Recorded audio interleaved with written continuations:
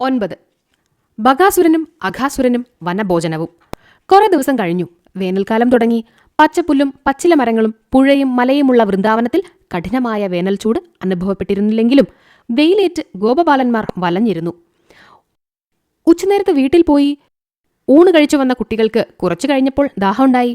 കാട്ടിനുള്ളിൽ കുറേ ദൂരത്തെത്തിയിരുന്നപ്പോൾ അവർക്ക് യമുനാ നദിയിൽ പോയി വെള്ളം കുടിക്കാൻ വയ്യെന്ന് തോന്നി. കാട്ടിൽ വലിയൊരു കുളമുണ്ടായിരുന്നതിനടുത്തെത്തിയപ്പോൾ അവർ വെള്ളം കുടിക്കാൻ അതിലേക്കിറങ്ങി. പടവുകളൊന്നുമില്ലാതിരുന്ന ആ കാട്ടുകുളത്തിലേക്ക് ഉരസി ഇറങ്ങുകയാണ് അവർ ചെയ്തത്. അപ്പോൾ കംസന്റെ അനുചരന്മാരിലൊരുവനായ ബകാസുരൻ മുംബൈ പോയി തിരികെ വരാതിരുന്ന 4 അസുരന്മാരെക്കുറിച്ച് അന്വേഷിച്ച് വൃന്ദാവനത്തിലെത്തി. അവൻ ആകാശത്തിൽ നിന്നുകൊണ്ട് പശുക്കളുടെയും ഗോപബാലന്മാരുടെയും ഇടയിൽ കൃഷ്ണേന്ദുവിനെ പോലെ ശോഭിക്കുന്ന ഉണ്ണിക്കണ്ണനെ കണ്ടു. ഈ കറുത്ത ഇടയച്ചെറുക്കൻ തന്നെയാണ് കംസമഹാരാജാവിനെ കൊല്ലാൻ ജനിച്ചവൻ. മുൻപ് പോയ 4 പേരെയും ഇവൻ കൊന്നിട്ടുണ്ടാവും. അല്ലെങ്കിൽ അവർ ഇതിനു മുൻപ് തന്നെ മഹാരാജാവിന്റെ മുൻപിൽ എത്തിയിട്ടുണ്ടാകേണ്ടതാണ് എന്ന് വിചാരിച്ച് അവൻ തക്കം നോക്കി ആകാശത്തിലൂടെ സഞ്ചരിച്ചു. കുട്ടികൾ കുളത്തിലേക്ക് ഇറങ്ങുന്നത് കണ്ട് ബകാസുരൻ മല പോലെയുള്ള ഒരു വലിയ കൊറ്റിയുടെ രൂപമെടുത്ത് കുളക്കരയിൽ ഇരിപ്പായി. മഞ്ഞു മൂടിയ ഹിമാലയ പർവ്വതം പോലെ ഇരിക്കുന്ന കൊറ്റിയെ കണ്ട് ഗോപബാലന്മാർ അത്ഭുതപ്പെട്ടു. അത്രയും വലിയ കൊറ്റികൾ ലോകത്തിലുണ്ടാവുമെന്ന് തന്നെ അവർ ധരിച്ചിട്ടില്ലായിരുന്നു. കൊറ്റി പതുക്കെ പതുക്കെ അടികൾ വെച്ച് അടുത്തേക്ക് വരുന്നത് കണ്ടപ്പോൾ കുട്ടികളുടെ അത്ഭുതം ഭയമായി മാറി. ഈ പെരുത്ത കൊറ്റിക്ക് വേണമെങ്കിൽ മത്സ്യങ്ങളെയല്ല മനുഷ്യബാലന്മാരെയും പിടികൂടി വിഴുങ്ങാൻ കഴിയുമെന്ന് അവർ പേടിച്ചു. അതുതന്നെയാണ് കൊറ്റി ഉദ്ദേശിച്ചിരുന്നതും. അവൻ അടുത്തു വന്ന് രാമനെയും ഗോപബാലന്മാരെയും ചിറകുകൾ കൊണ്ട് തള്ളി നീക്കി കൃഷ്ണനെ വായ്ക്കുള്ളിലാക്കാൻ ഒരുമ്പെട്ടു. പക്ഷേ തീക്കട്ട വിഴുങ്ങും പോലെയാണ് അവന് തോന്നിയത്. അവൻ വേഗം കൃഷ്ണനെ തുപ്പിക്കളഞ്ഞു. വീണ്ടും വിഴുങ്ങാൻ വേണ്ടി അവൻ അടുത്തെത്തിയപ്പോൾ കൃഷ്ണൻ അവന്റെ പിളർന്ന കൊക്കുപിടിച്ച് നടുവേ ചീന്തി 2 തുണ്ടാക്കി അവനെ കൊന്നുകളഞ്ഞു. ചത്ത ഉടൻ അവന്റെ ഭയങ്കരമായ അസുരരൂപം പുറത്തുവന്നു. ചത്തുകിടക്കുന്ന അസുരന്റെ ഘോരരൂപം കണ്ട് ഗോപബാലന്മാർ ഭയം നീങ്ങാതെ കൃഷ്ണനോട് ചോദിച്ചു, പശുക്കിടാവിനെ പോലെ ഈ കൊറ്റിയും അസുരനായിരുന്നു അല്ലേ? കൃഷ്ണ, ഇവനെ നീ എങ്ങനെ തിരിച്ചറിഞ്ഞു? കൃഷ്ണൻ ചിരിച്ചു. മല പോലെ വലുപ്പമുള്ള കൊറ്റി ഈ ലോകത്തിൽ ഉണ്ടാവുമോ എന്ന് നിങ്ങളൊക്കെ വിചാരിച്ച പോലെ ഞാനും വിചാരിച്ചു. എന്നെ വിഴുങ്ങാൻ അവൻ അടുത്ത് വന്നപ്പോൾ എനിക്കത് തീർച്ചയാവുകയും ചെയ്തു. അവൻ കൊക്ക് തുറന്നത് കണ്ടപ്പോൾ ഞാൻ ആ പിളർന്ന കൊക്ക് പിടിച്ച് ചീന്തിക്കളയാനുണ്ടായത്. ഏതായാലും അവനും ചത്തു. നമുക്ക് വീട്ടിൽ ചെന്നാൽ ഇക്കാര്യവും മിണ്ടണ്ട കേട്ടോ. അടുത്തടുത്ത ദിവസങ്ങളിൽ അസുരന്മാർ രൂപമാറി വരുന്നുണ്ടെന്നറിഞ്ഞാൽ പിന്നെ നമുക്ക് പുറത്തിറങ്ങാൻ നോക്കണ്ട. ആരും നമ്മെ പുറത്തു വിടില്ല. അസുരന്മാരെ ഭയമുണ്ടെങ്കിലും വീട്ടുകാരറിയുമ്പോൾ പശുക്കിടാങ്ങളെ മേയ്ക്കാൻ കുട്ടികൾ ആരും പോകേണ്ടതില്ലെന്ന വിലക്ക് വരുമെന്നറിയാവുന്നതുകൊണ്ട് ഗോപബാലന്മാർ കൃഷ്ണൻ പറഞ്ഞത് ശരിവെച്ചു. ഒരു ദിവസം പശുക്കിടാങ്ങളെ മേയിച്ചു കഴിഞ്ഞ് കുട്ടികളെല്ലാവരും തിരിച്ചെത്തി. കുളിച്ച് അത്താഴം കഴിച്ച ശേഷം കളിക്കുന്നതിനിടയിൽ കൃഷ്ണന്റെ പമ്പരം ബലരാമൻ കൈവശപ്പെടുത്തി. കൃഷ്ണൻ വിട്ടുകൊടുക്കുവോ? പമ്പരം പിടിച്ചു വാങ്ങാനായി ഉണ്ണിയുടെ ശ്രമം. വഴക്ക് കൂടിക്കൂടി വന്നപ്പോൾ കൃഷ്ണൻ ഒരു തള്ളു കൊടുക്കുകയാൽ രാമൻ നിലത്ത് മലർന്നു വീണു. കൃഷ്ണൻ പമ്പരം രാമന്റെ കയ്യിൽ നിന്ന് മേടിച്ചെടുത്ത് രാമന്റെ മേൽ മലർന്നു കിടന്ന് ചിരിച്ചു. കുട്ടികളുടെ കളിവഴക്ക് കണ്ട് രസിച്ചിരുന്ന രോഹിണിയും യശോദയും പെട്ടെന്ന് സംഭ്രാന്തകളായി.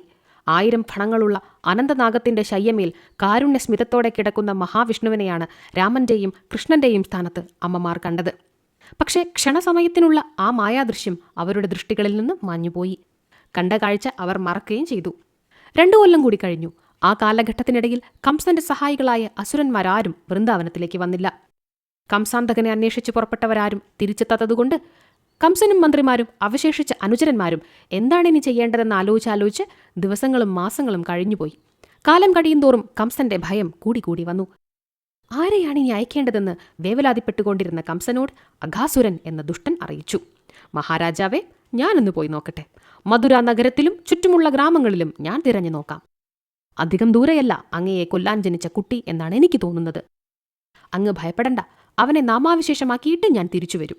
അഘാസുരൻ ശക്തനും ബുദ്ധിമാനും മായാനിപുണനുമാണെന്ന് അറിയാവുന്ന കംസൻ ആശ്ചര്യത്തോടെ അവന് വിട കൊടുത്തു. മറ്റ് 5 പേരെയും പോലെ അഘാസുരനും അന്വേഷിച്ച് എത്തിച്ചേർന്നത് വൃന്ദാവനത്തിൽ തന്നെയായിരുന്നു. ഗൗളി, കൂറ മുതലായ ക്ഷുദ്രജീവികളുടെ രൂപത്തിൽ വൃന്ദാവനത്തിലെ വീടുകളിലെല്ലാം ചെന്നുപറ്റിയ അവൻ പശുക്കിടാങ്ങളെ മേയ്ക്കാൻ കാട്ടിലേക്ക് പോയ ഗോപബാലന്മാരുടെ കൂട്ടത്തിൽ സാധാരണക്കാരനല്ലാത്ത ഒരു കുട്ടിയുണ്ടെന്ന് മനസ്സിലാക്കി. കുട്ടികൾ പശുക്കിടാങ്ങളോടൊപ്പം കളിക്കുന്ന കാട്ടിലെത്തി. അവൻ വളരെ വലിയൊരു പെരുമ്പാമ്പിന്റെ രൂപമെടുത്ത് ഗുഹ പോലെയുള്ള വലിയ വായ തുറന്നു പിടിച്ച് വഴിയിൽ കിടന്നു. ഇത്രയും ദിവസം തങ്ങൾ കാണാതിരുന്ന ഒരു ഗുഹ വഴിയിലുണ്ടെന്ന കാര്യം ഗോപബാലന്മാരെ വിസ്മയിപ്പിച്ചു. കടുത്ത വേനൽക്കാലമായിരുന്നതിനാൽ കുറച്ചുനേരം വെയിൽ കൊള്ളാതെ തണുപ്പു തട്ടി ഇരിക്കാമല്ലോ എന്ന് കരുതി അവർ ഗുഹ പോലെയുള്ള പാമ്പിന്റെ വായ്ക്കുള്ളിലേക്ക് കടന്നു. പശുക്കിടാങ്ങളെയും അവർ തെളിച്ച് ഗുഹയുടെ ഉള്ളിലാക്കി. എന്തോ സംശയം തോന്നി രാമൻ ഗുഹയിൽ കടക്കാതെ പുറത്തു നിന്നതേ ഉള്ളൂ. കുറച്ചു ദൂരത്ത് പേരയ്ക്കകൾ പഴുത്തു തൂങ്ങിക്കിടപ്പുണ്ടായിരുന്നു. കൃഷ്ണൻ ഒരു ഇലക്കുമ്പിളുമായി പേരക്കമരത്തിനടുത്തേക്ക് ചെന്നിരുന്നു. കൃഷ്ണനെയും രാമനെയും കൂടാതെ തന്റെ വായുടെ ഉള്ളിൽ കടന്ന ഗോപബാലന്മാരെ അഘാസുരൻ പതുക്കെ വിഴുങ്ങാനുള്ള ശ്രമമായി. അക്കൂട്ടത്തിൽ കൃഷ്ണനുമുണ്ട് എന്നായിരുന്നു അവന്റെ വിചാരം. ഗുഹയുടെ അകത്തു കടന്ന കുട്ടികൾക്കും പശുക്കിടാങ്ങൾക്കും അനങ്ങാതെ വെറുതെ നിൽക്കുമ്പോൾ തന്നെ ഗുഹയുടെ ഉള്ളിലേക്ക് നീങ്ങി നീങ്ങി പോകുന്നതായി അനുഭവപ്പെട്ടു. ഉള്ളിലേക്ക് പോകുന്തോറും പുറത്തെ വെയിലിനേക്കാൾ അസഹ്യമായ തീച്ചൂട് അവരെ തളർത്തി. അയ്യോ കൃഷ്ണ, ഈ ഗുഹയും ഒരു അസുരനാണെന്ന് തോന്നുന്നുവല്ലോ. നീ എവിടെ പോയി? ഈ ദുഷ്ടന്റെ പിടിയിൽ നിന്ന് ഞങ്ങളെ രക്ഷിക്കണേ എന്ന് അവർ നിലവിളിച്ചു തുടങ്ങി. ചൂട് പൊറുക്കാതെ പശുക്കുട്ടികളും ഒച്ചയുണ്ടാക്കി. കൂട്ടുകാരുടെയും പശുക്കിടാങ്ങളുടെയും രോദന ശബ്ദം കേട്ട് കൃഷ്ണൻ പേരയ്ക്ക പറിക്കുന്നത് നിർത്തി. ഇലക്കുമ്പിൾ അവിടെ തന്നെയിട്ട് ഓടിവന്നപ്പോൾ ജ്യേഷ്ഠൻ പുറത്തു നിൽക്കുന്നതും ഗോപബാലന്മാരും പശുക്കുട്ടികളും ഗുഹയുടെ ഉള്ളിൽ കിടന്ന് പിടയ്ക്കുന്നതും കണ്ടു. ജ്യേഷ്ഠൻ തടഞ്ഞത് കൂട്ടാക്കാതെ കൃഷ്ണനും പെരുമ്പാമ്പിന്റെ വായുടെ ഉള്ളിൽ കടന്നു. തന്റെ കൊച്ചു ശരീരത്തെ ക്ഷണസമയത്തിനുള്ളിൽ കൃഷ്ണൻ വളരെ വലുതാക്കി. കൃഷ്ണന്റെ വലിയ ദേഹം തിങ്ങി അഘാസുരന്റെ കഴുത്തു പിളർന്നു. ഗോപബാലന്മാരും പശുക്കിടാങ്ങളും ആ വിടവിലൂടെ പുറത്തു കടന്ന് ഇലകൾ കൊണ്ട് സ്വയം വീശി തണുപ്പിച്ചു. കഴുത്തുമുറിഞ്ഞ് ചത്തുപോയ പാമ്പ് അഘാസുരന്റെ തനി സ്വരൂപമായി മാറുകയും ചെയ്തു. കൃഷ്ണൻ ചങ്ങാതിമാരെ സ്നേഹത്തോടെ ശാസിച്ചു. താൻ ഒപ്പമില്ലെങ്കിൽ നിങ്ങൾ എന്തൊക്കെയാണ് ചെയ്യുന്നത്? നമ്മൾ 2-3 കൊല്ലായില്ലേ ഈ വഴിയിലൂടെ പതിവായി നടക്കുന്നു.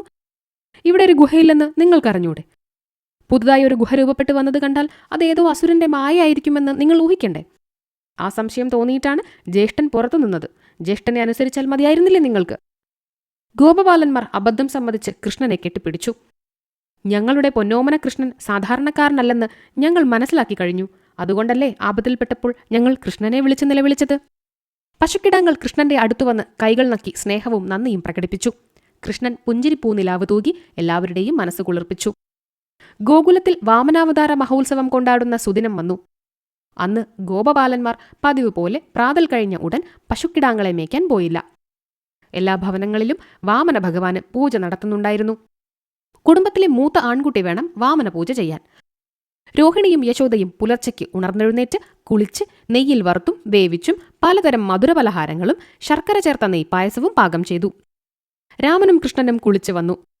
കുടുംബത്തിലെ മൂത്ത ആൺകുട്ടിയായതുകൊണ്ട് ബലരാമൻ പുതിയ നീലപ്പട്ടുടുത്ത് പൂജയ്ക്കൊരുങ്ങി നിന്നു. പുത്തൻ പട്ടുടുത്ത് ജ്യേഷ്ഠൻ പൂജിക്കാനിരിക്കുന്നത് കണ്ടപ്പോൾ കൃഷ്ണന് കരച്ചിൽ വന്നു. ജ്യേഷ്ഠന് പുതിയ പട്ടു കിട്ടി, കൃഷ്ണന് ഉടുക്കാൻ പഴയ വസ്ത്രമേ ഉള്ളൂ. അത് ന്യായാണോ? കൃഷ്ണൻ കരഞ്ഞുകൊണ്ട് അമ്മയോട് അവലാതിപ്പെട്ടു. അമ്മേ, എനിക്കും പുതിയ പട്ടു വേണം. ജ്യേഷ്ഠന് മാത്രം പട്ടു കൊടുത്തത് എന്തിനാണ്? അച്ഛൻ ഇന്നലെ കൊണ്ടുവന്ന പൊതിയിൽ ജ്യേഷ്ഠനുള്ള പട്ടാണെന്ന് ഞാൻ അറിഞ്ഞില്ല. അമ്മയും അച്ഛനും ഇങ്ങനെ പക്ഷഭേദം കാണിക്കുന്നതിൽ എനിക്ക് വല്ലാത്ത സങ്കടമുണ്ട്. യശോദയ്ക്ക് എന്ത് ചെയ്യണമെന്നറിയാതെയായി. നന്ദഗോപൻ തലേ ദിവസം മധുരാ നഗരത്തിലെ ഒരു പട്ടുവസ്ത്രക്കടയിൽ നിന്ന് വാങ്ങിക്കൊണ്ടുവന്നതായിരുന്നു രാമന് പൂജയുടെ സമയത്ത് ഉടുക്കാനുള്ള നീലപ്പട്ട്. അപ്പോൾ കൃഷ്ണൻ ഉടുക്കാനും ഒരു പട്ട് വാങ്ങിക്കൊള്ളാമായിരുന്നു. ആരും അത് ഓർത്തില്ല. തെറ്റ് തന്നെയായിരുന്നു ആ ഓർമ്മക്കേട്. യശോദ പശ്ചാത്താപത്തോടെ അതിൻ്റെ അകത്ത് മുറിയിൽ ചെന്ന് പെട്ടി തുറന്നു. കുറച്ചു ദിവസം മുൻപ് യശോദയ്ക്ക് ഉടുക്കാൻ ഒരു മഞ്ഞപ്പട്ട് നന്ദഗോപൻ മധുരാപുരത്തിൽ നിന്ന് വാങ്ങിക്കൊണ്ടുവന്നിരുന്നു. അത് ഇപ്പോഴും കോടിപ്പുടവയായിട്ടിരിക്കുകയാണ്. കൃഷ്ണന്റെ പിറന്നാളിന് പുതിയ പുടവ ഉടുക്കാമെന്ന് വിചാരിച്ച് യശോദ അതെടുത്തു വെച്ചതായിരുന്നു. ആ മഞ്ഞപ്പട്ട് പുടവ കൊണ്ടുവന്ന് യശോദ കൃഷ്ണനെ ഉടുപ്പിച്ചു. കൃഷ്ണന് സന്തോഷായി.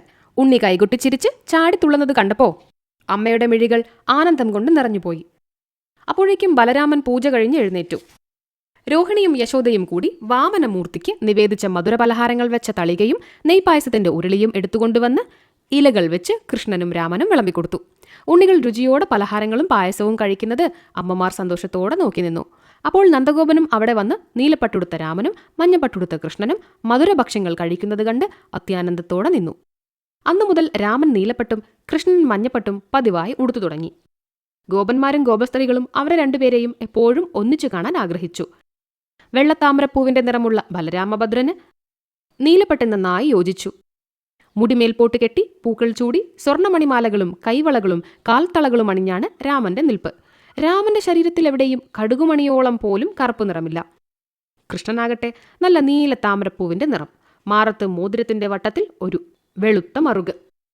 ആ മറുകിൽ നിറയെ നീളം കുറഞ്ഞ് മിനുത്തു വെളുത്ത കുഞ്ഞുരോമങ്ങൾ. കഴുത്തിൽ മിന്നുന്ന ചുവന്ന രത്നം പതിച്ച പതക്കം തൂങ്ങുന്ന സ്വർണ്ണമണിമാലകൾ. മാത്രമല്ല കുന്നിക്കുരുവും മഞ്ചാടിക്കുരുവും കോർത്ത മാലകളും ഉണ്ട്. കൈവളകളും കിലുങ്ങുന്ന കാൽത്തളകളും രാമന്റേതുപോലെ തന്നെ. മുടിയും അതുപോലെ മേൽപോട്ട് കെട്ടി വട്ടത്തിൽ പൂമാല ചുറ്റും. നിറത്തിലല്ലാതെ അവർ രണ്ടുപേരും തമ്മിൽ വ്യത്യാസമൊന്നും ഗോപന്മാരും കണ്ടില്ല. എന്നാൽ ഗോപികമാർക്ക് കൃഷ്ണന്റെ മുഖലാവണ്യം, പുഞ്ചിരി, നടപ്പ് അതെല്ലാം രാമന്റേതിൽ നിന്നും മറ്റു ഗോപകുമാരന്മാരുടേതിൽ നിന്നും വ്യത്യസ്തമാണെന്ന് തോന്നി. കൃഷ്ണനെ ഒരു നിമിഷം പോലും കാണാതെ വയ്യെന്നായി അവർക്ക്. കൃഷ്ണന്റെ ഓടക്കുഴലിന്റെ നാദം ചെവികളിൽ അമൃതധാര തൂകും പോലെയാണ് അവർക്ക് അനുഭവപ്പെട്ടത്. അതിനിടയിൽ ഒരു ദിവസം രാവിലെ കൃഷ്ണനും രാമനും ഗോപബാലന്മാരും പശുക്കിടാങ്ങളെ മേയ്ക്കാൻ പുറപ്പെട്ടു. പോകുന്നതിന് മുൻപ് സാധാരണ മയിലുകളേക്കാൾ വലുപ്പവും ഭംഗിയുമുള്ള ഒരു മയിൽ പറന്നുവന്ന് മുറ്റത്തിരുന്നു. വൃന്ദാവനത്തിൽ മയിലുകൾ ധാരാളം ഉണ്ടായിരുന്നതിനാൽ അതാരും കാര്യമായി ഗൗനിച്ചില്ല. എന്നാൽ ഈ മയിൽ കൃഷ്ണനെ തന്നെ നോക്കിക്കൊണ്ടേയിരിക്കുകയായിരുന്നു. കൃഷ്ണൻ അതിന്റെ അടുത്തേക്ക് ചെന്നു. വേണ്ട ഉണ്ണി, കാട്ടുമയിലുകൾ ചിലപ്പോൾ കൊത്തും. ഉണ്ണി അതിന്റെ അടുത്തു പോയി നിൽക്കണ്ട എന്ന് അമ്മ പറഞ്ഞത് കൂട്ടാക്കാതെ കൃഷ്ണൻ മയിലിന്റെ പുറത്ത് പതുക്കെ തലോടി.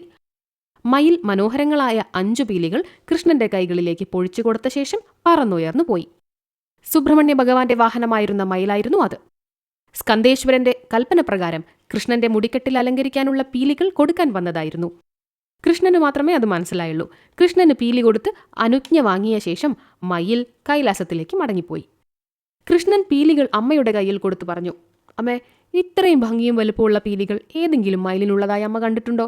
ഇതെന്റെ മുടിയിൽ തിരികെ കെട്ടിവെച്ചു തരൂ. വേണമെന്നുണ്ടെങ്കിൽ ജ്യേഷ്ഠനും കൊടുക്കാം. ബലരാമൻ പീലിയിൽ താല്പര്യം ഭാവിച്ചില്ല. യശോദ കൃഷ്ണന്റെ മുടിയിൽ പീലികൾ ചന്തത്തിൽ തിരികെ കെട്ടിവെച്ചു. അന്നു മുതൽ കൃഷ്ണന്റെ കേശാലങ്കാരങ്ങളിൽ മയിൽപീലികൾക്ക് പ്രധാന സ്ഥാനം കിട്ടി. ഒരു ദിവസം കൃഷ്ണന്റെ മനസ്സിൽ ഒരാശയം ഉദിച്ചു. കാട്ടിൽ നിന്ന് ഗോപകവാടത്തിലേക്ക് ഉച്ചയ്ക്കുണ്ണാൻ വെയിലത്ത് എന്തിനാണ് വരുന്നത്?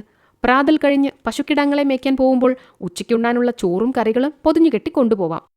എല്ലാവരും കൂടി രസകരമായ ഒരു വനഭോജനമാവാം. കൃഷ്ണൻ തന്റെ ആഗ്രഹം ജ്യേഷ്ഠനോടും ഗോപബാലന്മാരോടും പറഞ്ഞു. അവർക്കും അതിഷ്ടായി.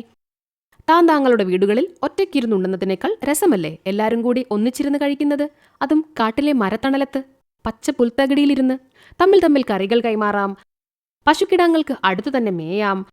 ഉച്ചനേരത്ത് ഉണ്ണാൻ അവർ വീട്ടിലേക്ക് പോകുമ്പോൾ കൂട്ടം തെറ്റിപ്പോവാതിരിക്കാൻ പശുക്കിടാങ്ങളെ വല്ല മരത്തിന്മേലും കെട്ടിയിടാണ് പതിവ്. അതുകൂടാതെ കഴിക്കുകയുമാവാം. കൃഷ്ണന്റെ അഭിപ്രായം ഗോപബാലന്മാർ വീടുകളിൽ പറഞ്ഞപ്പോൾ വലിയ ഇഷ്ടമൊന്നുമില്ലാതെയാണെങ്കിലും അമ്മമാർ ഒരുവിധം സമ്മതം കൊടുത്തു. പക്ഷേ കൃഷ്ണന്റെയും രാമന്റെയും അമ്മമാരെ സമ്മതിപ്പിക്കാനായിരുന്നു വല്ലാത്ത പാട്, വിശേഷിച്ചും യശോദയുടെ സമ്മതം കിട്ടാൻ.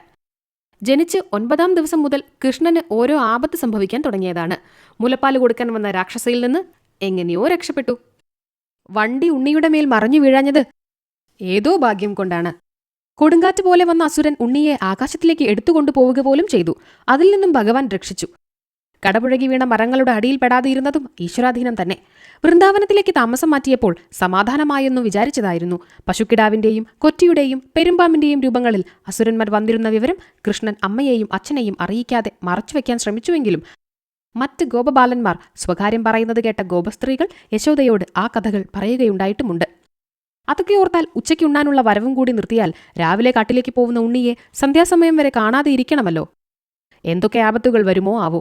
അതുമല്ല, അമ്മ നിർബന്ധിച്ച് വായിൽ കൊടുത്തൂട്ടിയാൽ പോലും വയറു നിറച്ചുണ്ണൻ മടികാട്ടുന്ന ഉണ്ണി കൂട്ടുകാരുടെ കൂടെ ഇരുന്ന് തന്നെത്താൻ വാരിയുണ്ണുമോ? ഇത്തരത്തിലുള്ള ആദികൾ യശോദയുടെ മനഃശാന്തി കെടുത്തി. ആപത്തൊന്നും പിണയാതെ ഭഗവാൻ തന്നെ രക്ഷിക്കുമെന്നും അമ്മ പാത്രത്തിൽ നിറച്ചു തരുന്ന ചോറ് മുഴുവൻ താൻ ഉണ്ടോളുമെന്നും കൃഷ്ണൻ വീണ്ടും വീണ്ടും പറഞ്ഞു നോക്കിയപ്പോൾ യശോദ മനസ്സില്ലാ മനസ്സോടെ സമ്മതിച്ചു. ഉണ്ണിയുടെ മുഖം വാടിക്കണ്ടാൽ സഹിക്കാൻ കഴിയാത്ത അമ്മയെ ഉണ്ണി കെട്ടിപ്പിടിച്ച് ഉമ്മ വെച്ചും തേങ്ങി കരഞ്ഞും സമ്മതിപ്പിക്കുകയാണ് ചെയ്തത്. കുട്ടികളുടെ പാത്രങ്ങളിൽ അമ്മമാർ ചോറും കറികളും നിറച്ചു കൊടുത്തു. എത്ര ചോറുണ്ടാലും ഉണ്ണികൃഷ്ണന് തിന്നാൻ വെണ്ണയും കുടിക്കാൻ പാലും ഇടയ്ക്ക് കഴിക്കുന്നതിന് തൈരും കദളിവാഴപ്പഴങ്ങളും കൽക്കണ്ടവും തേനും വേണമെന്ന് നിർബന്ധമുണ്ടെന്ന് അറിയാവുന്ന യശോദ അവയും വെവ്വേറെ പാത്രങ്ങളിലാക്കി ഒരു തുണിസഞ്ചിയിലിട്ട് മകന്റെ ചുമലിൽ തൂക്കിക്കൊടുത്തു. കുട്ടികൾ ആഹ്ലാദത്തോടെ പശുക്കിടാങ്ങളെ മേച്ചുകൊണ്ട് ഘോഷയാത്രയായി പോയി. എല്ലാവരുടെ കയ്യിലും മുടിങ്കോലുകളും ചുമലിൽ പാത്രങ്ങൾ നിറച്ച സഞ്ചികളും ഉണ്ടായിരുന്നുവെങ്കിലും കൃഷ്ണന് മാത്രമേ ഓടക്കുഴലുണ്ടായിരുന്നുള്ളൂ. കൃഷ്ണൻ ഓടക്കുഴൽ വായിച്ചുകൊണ്ട് ഗോപബാലന്മാരുടെ നടുവിലൂടെ നടന്നു നീങ്ങി. മുരളീനാഥം അകന്നകന്നുപോയി. തീരെ കേൾക്കാതെയാവുന്നതുവരെ യശോദയും രോഹിണിയും ഗോപവൃദ്ധകളും തരുണിമാരും കന്യമാരും ബാലികമാരും ചെവിയോർത്തു നിന്ന ശേഷം നെടുവീർപ്പോടെ വീട്ടുജോലികളിലേക്ക് തിരിഞ്ഞു. ഇനി സന്ധ്യയോടടുക്കണം കൃഷ്ണനെ കാണാനും ഓടക്കുഴലിന്റെ മധുരനാദം കേൾക്കാനും. എത്ര ജോലികൾ ചെയ്തിട്ടും സമയം പോകുന്നില്ലെന്ന് അവർക്കൊക്കെ തോന്നി. കുറച്ചുനേരം മാത്രം ഭഗവാനെ പിരിഞ്ഞിരിക്കേണ്ടി വരുന്നത് പോലും ഭാഗ്യവതികളായ ആ ഗോപികമാർക്ക് സഹിക്കാനായില്ല. ഗോപകുമാരന്മാർ കാട്ടിൽ പശുക്കിടാങ്ങളെ മേച്ചുകൊണ്ട് പല വഴിക്കും നടന്നു. ഒരിക്കലും കൃഷ്ണനെ വേർപെട്ടു നിൽക്കാത്ത അവർ അത് ശ്രദ്ധിച്ചു.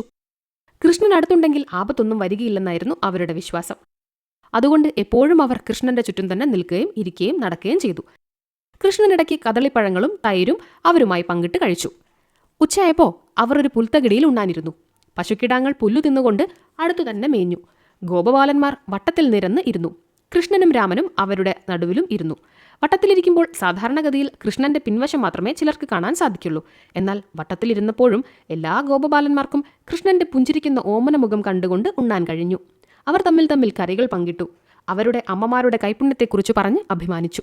പക്ഷേ കൃഷ്ണന്റെ പാത്രത്തിലെ കറികൾക്ക് മറ്റെല്ലാവരുടേതിനേക്കാളും കൂടുതൽ സ്വാദുണ്ടെന്ന് അവർക്ക് തോന്നി. കൃഷ്ണൻ ഉരുള ഉരുട്ടി മുകളിലേക്കിട്ട് വായ തുറന്നു കാണിച്ചപ്പോൾ ഉരുള ശരിക്കും വായയുടെ ഉള്ളിലേക്ക് തന്നെ വീണു. അതുകൊണ്ട് രാമനും ഗോപബാലന്മാരും അതുപോലെ ഉരുളകൾ ഉരുട്ടി മുകളിലേക്കിട്ട് വായ തുറന്നു പിടിച്ചു. പക്ഷേ അവരുടെ ഉരുളകൾ വായിൽ വീഴാതെ പുല്ലിൽ വീണു. രാമന്റെ ഉരുള വായിൽ വീഴാതെ കൃത്യമായി ഒരു വശത്തേക്ക് വീണു. കുറേ ചോറ് വായിലും ബാക്കി പുല്ലിലും വീണു. കുട്ടികളെല്ലാവരും ചിരിച്ചുകൊണ്ട് പുല്ലു പറ്റിപ്പിടിച്ച് കിടന്ന ഉരുളകളെടുത്ത് രുചിയോടെ ഉണ്ടു. കൃഷ്ണന്റെ വനഭോജനം കണ്ടുരസിച്ച് ആകാശത്തിൽ നിന്നിരുന്ന ദേവന്മാരും മഹർഷിമാരും ചിരിച്ചു. അവർ തമ്മിൽ തമ്മിൽ പറഞ്ഞു, നമ്മൾ എത്രയോ യാഗങ്ങൾ നടത്തി ഭഗവാന് ഹവിസ്സർപ്പിച്ചു. പല പല അപൂർവ ഭക്ഷ്യങ്ങളും ഭഗവാന് നിവേദിച്ചു. അവയേക്കാളും ഒക്കെ ഭഗവാൻ ആസ്വദിക്കുന്നത് ഭാഗ്യശാലികളായ ഈ ഗോപബാലന്മാരോടൊന്നിച്ചു കഴിക്കുന്ന ലളിത ഭക്ഷണമാണ്. അവർക്കുള്ളത്ര ഭക്തിയും സ്നേഹവും നമുക്കില്ലെന്നല്ല ഇതിൽ നിന്ന് ഊഹിക്കേണ്ടത്.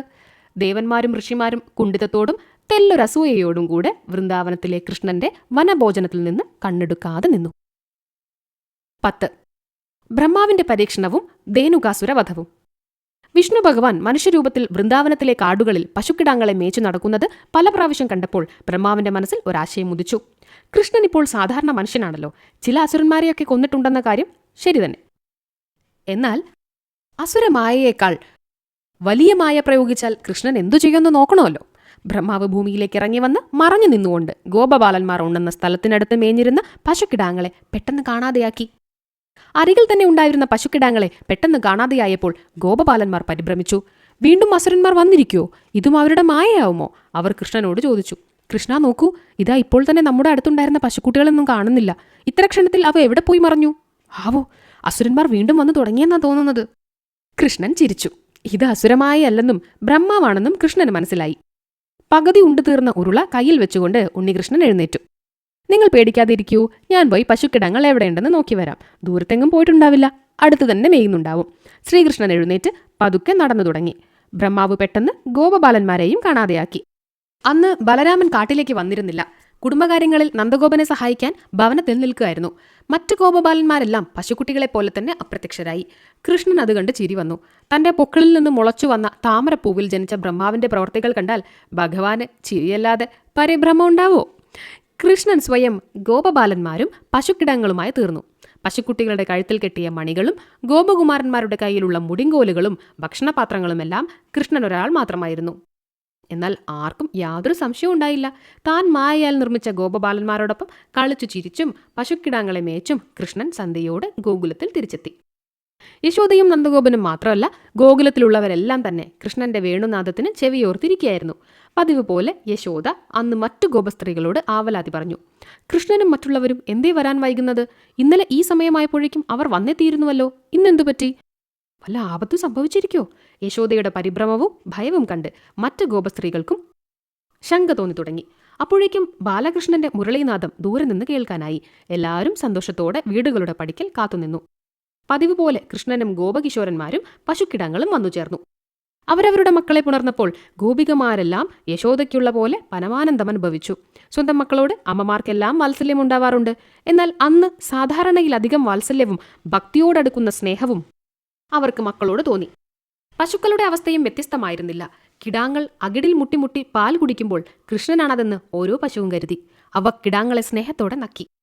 ദിവസങ്ങൾ കഴിഞ്ഞുപോയി. പശുക്കിടാങ്ങളും ഗോപബാലന്മാരും മറഞ്ഞുപോയിട്ട് ഒരു കൊല്ലമാവാൻ ഒരു ദിവസം മാത്രം ശേഷിച്ച സമയത്ത് ബാലരാമനൊരു സംശയം തോന്നി. അമ്മയുടെ മടിയിലിരുന്ന് ചോറുണ്ടുന്ന കൃഷ്ണനെ രാമൻ സൂക്ഷിച്ചു നോക്കി. പിന്നെ അടുത്ത ഗോപഭവനത്തിലും അതിനടുത്തതിലും പോയി നോക്കി. എല്ലാ ഗോപബാലന്മാരും കൃഷ്ണൻ തന്നെയാണെന്ന് രാമൻ കണ്ടു. മുറികളുടെ മൂലകളിൽ ചാരി വച്ചിരിക്കുന്ന മുടിങ്കോലുകളും ഭക്ഷണം നിറച്ചിരിക്കുന്ന പാത്രങ്ങളും അവ ഇട്ടുവച്ചിരുന്ന തുണിസഞ്ചികളുമെല്ലാം കൃഷ്ണനാണെന്ന് മനസ്സിലായപ്പോൾ രാമന് വിസ്മയം അടക്കാനായില്ല. ഇതെന്താണ്? ഇന്ന് രാവിലെ കാട്ടിലേക്ക് പോയ ഗോപബാലന്മാരും അവരുടെ സാധനങ്ങളും പശുക്കുട്ടികളുമൊക്കെ സന്ധ്യയായപ്പോഴേക്കും അവരല്ലാതെ കൃഷ്ണൻ മാത്രമായി തീർന്നത് എങ്ങനെയാണ് എന്ന് രാമൻ അത്ഭുതപ്പെട്ടു. പിന്നെ വിഷ്ണു ഭഗവാന്റെ യോഗമായ ഭഗവാന്റെ വെറും ശയ്യ മാത്രമായ താൻ എങ്ങനെ അറിയാനാണ് എന്ന് വിചാരിച്ച് രാമൻ ഭക്തിയോടെ കൈകൂപ്പി നിന്നു. അതുകൊണ്ട് കൃഷ്ണൻ അർത്ഥസൂചകമായി ജ്യേഷ്ഠനെ നോക്കി പുഞ്ചിരി തൂകി. ദേവന്മാരുടെ ഒരു ദിവസം മനുഷ്യന്മാരുടെ ഒരു കൊല്ലമാണ്.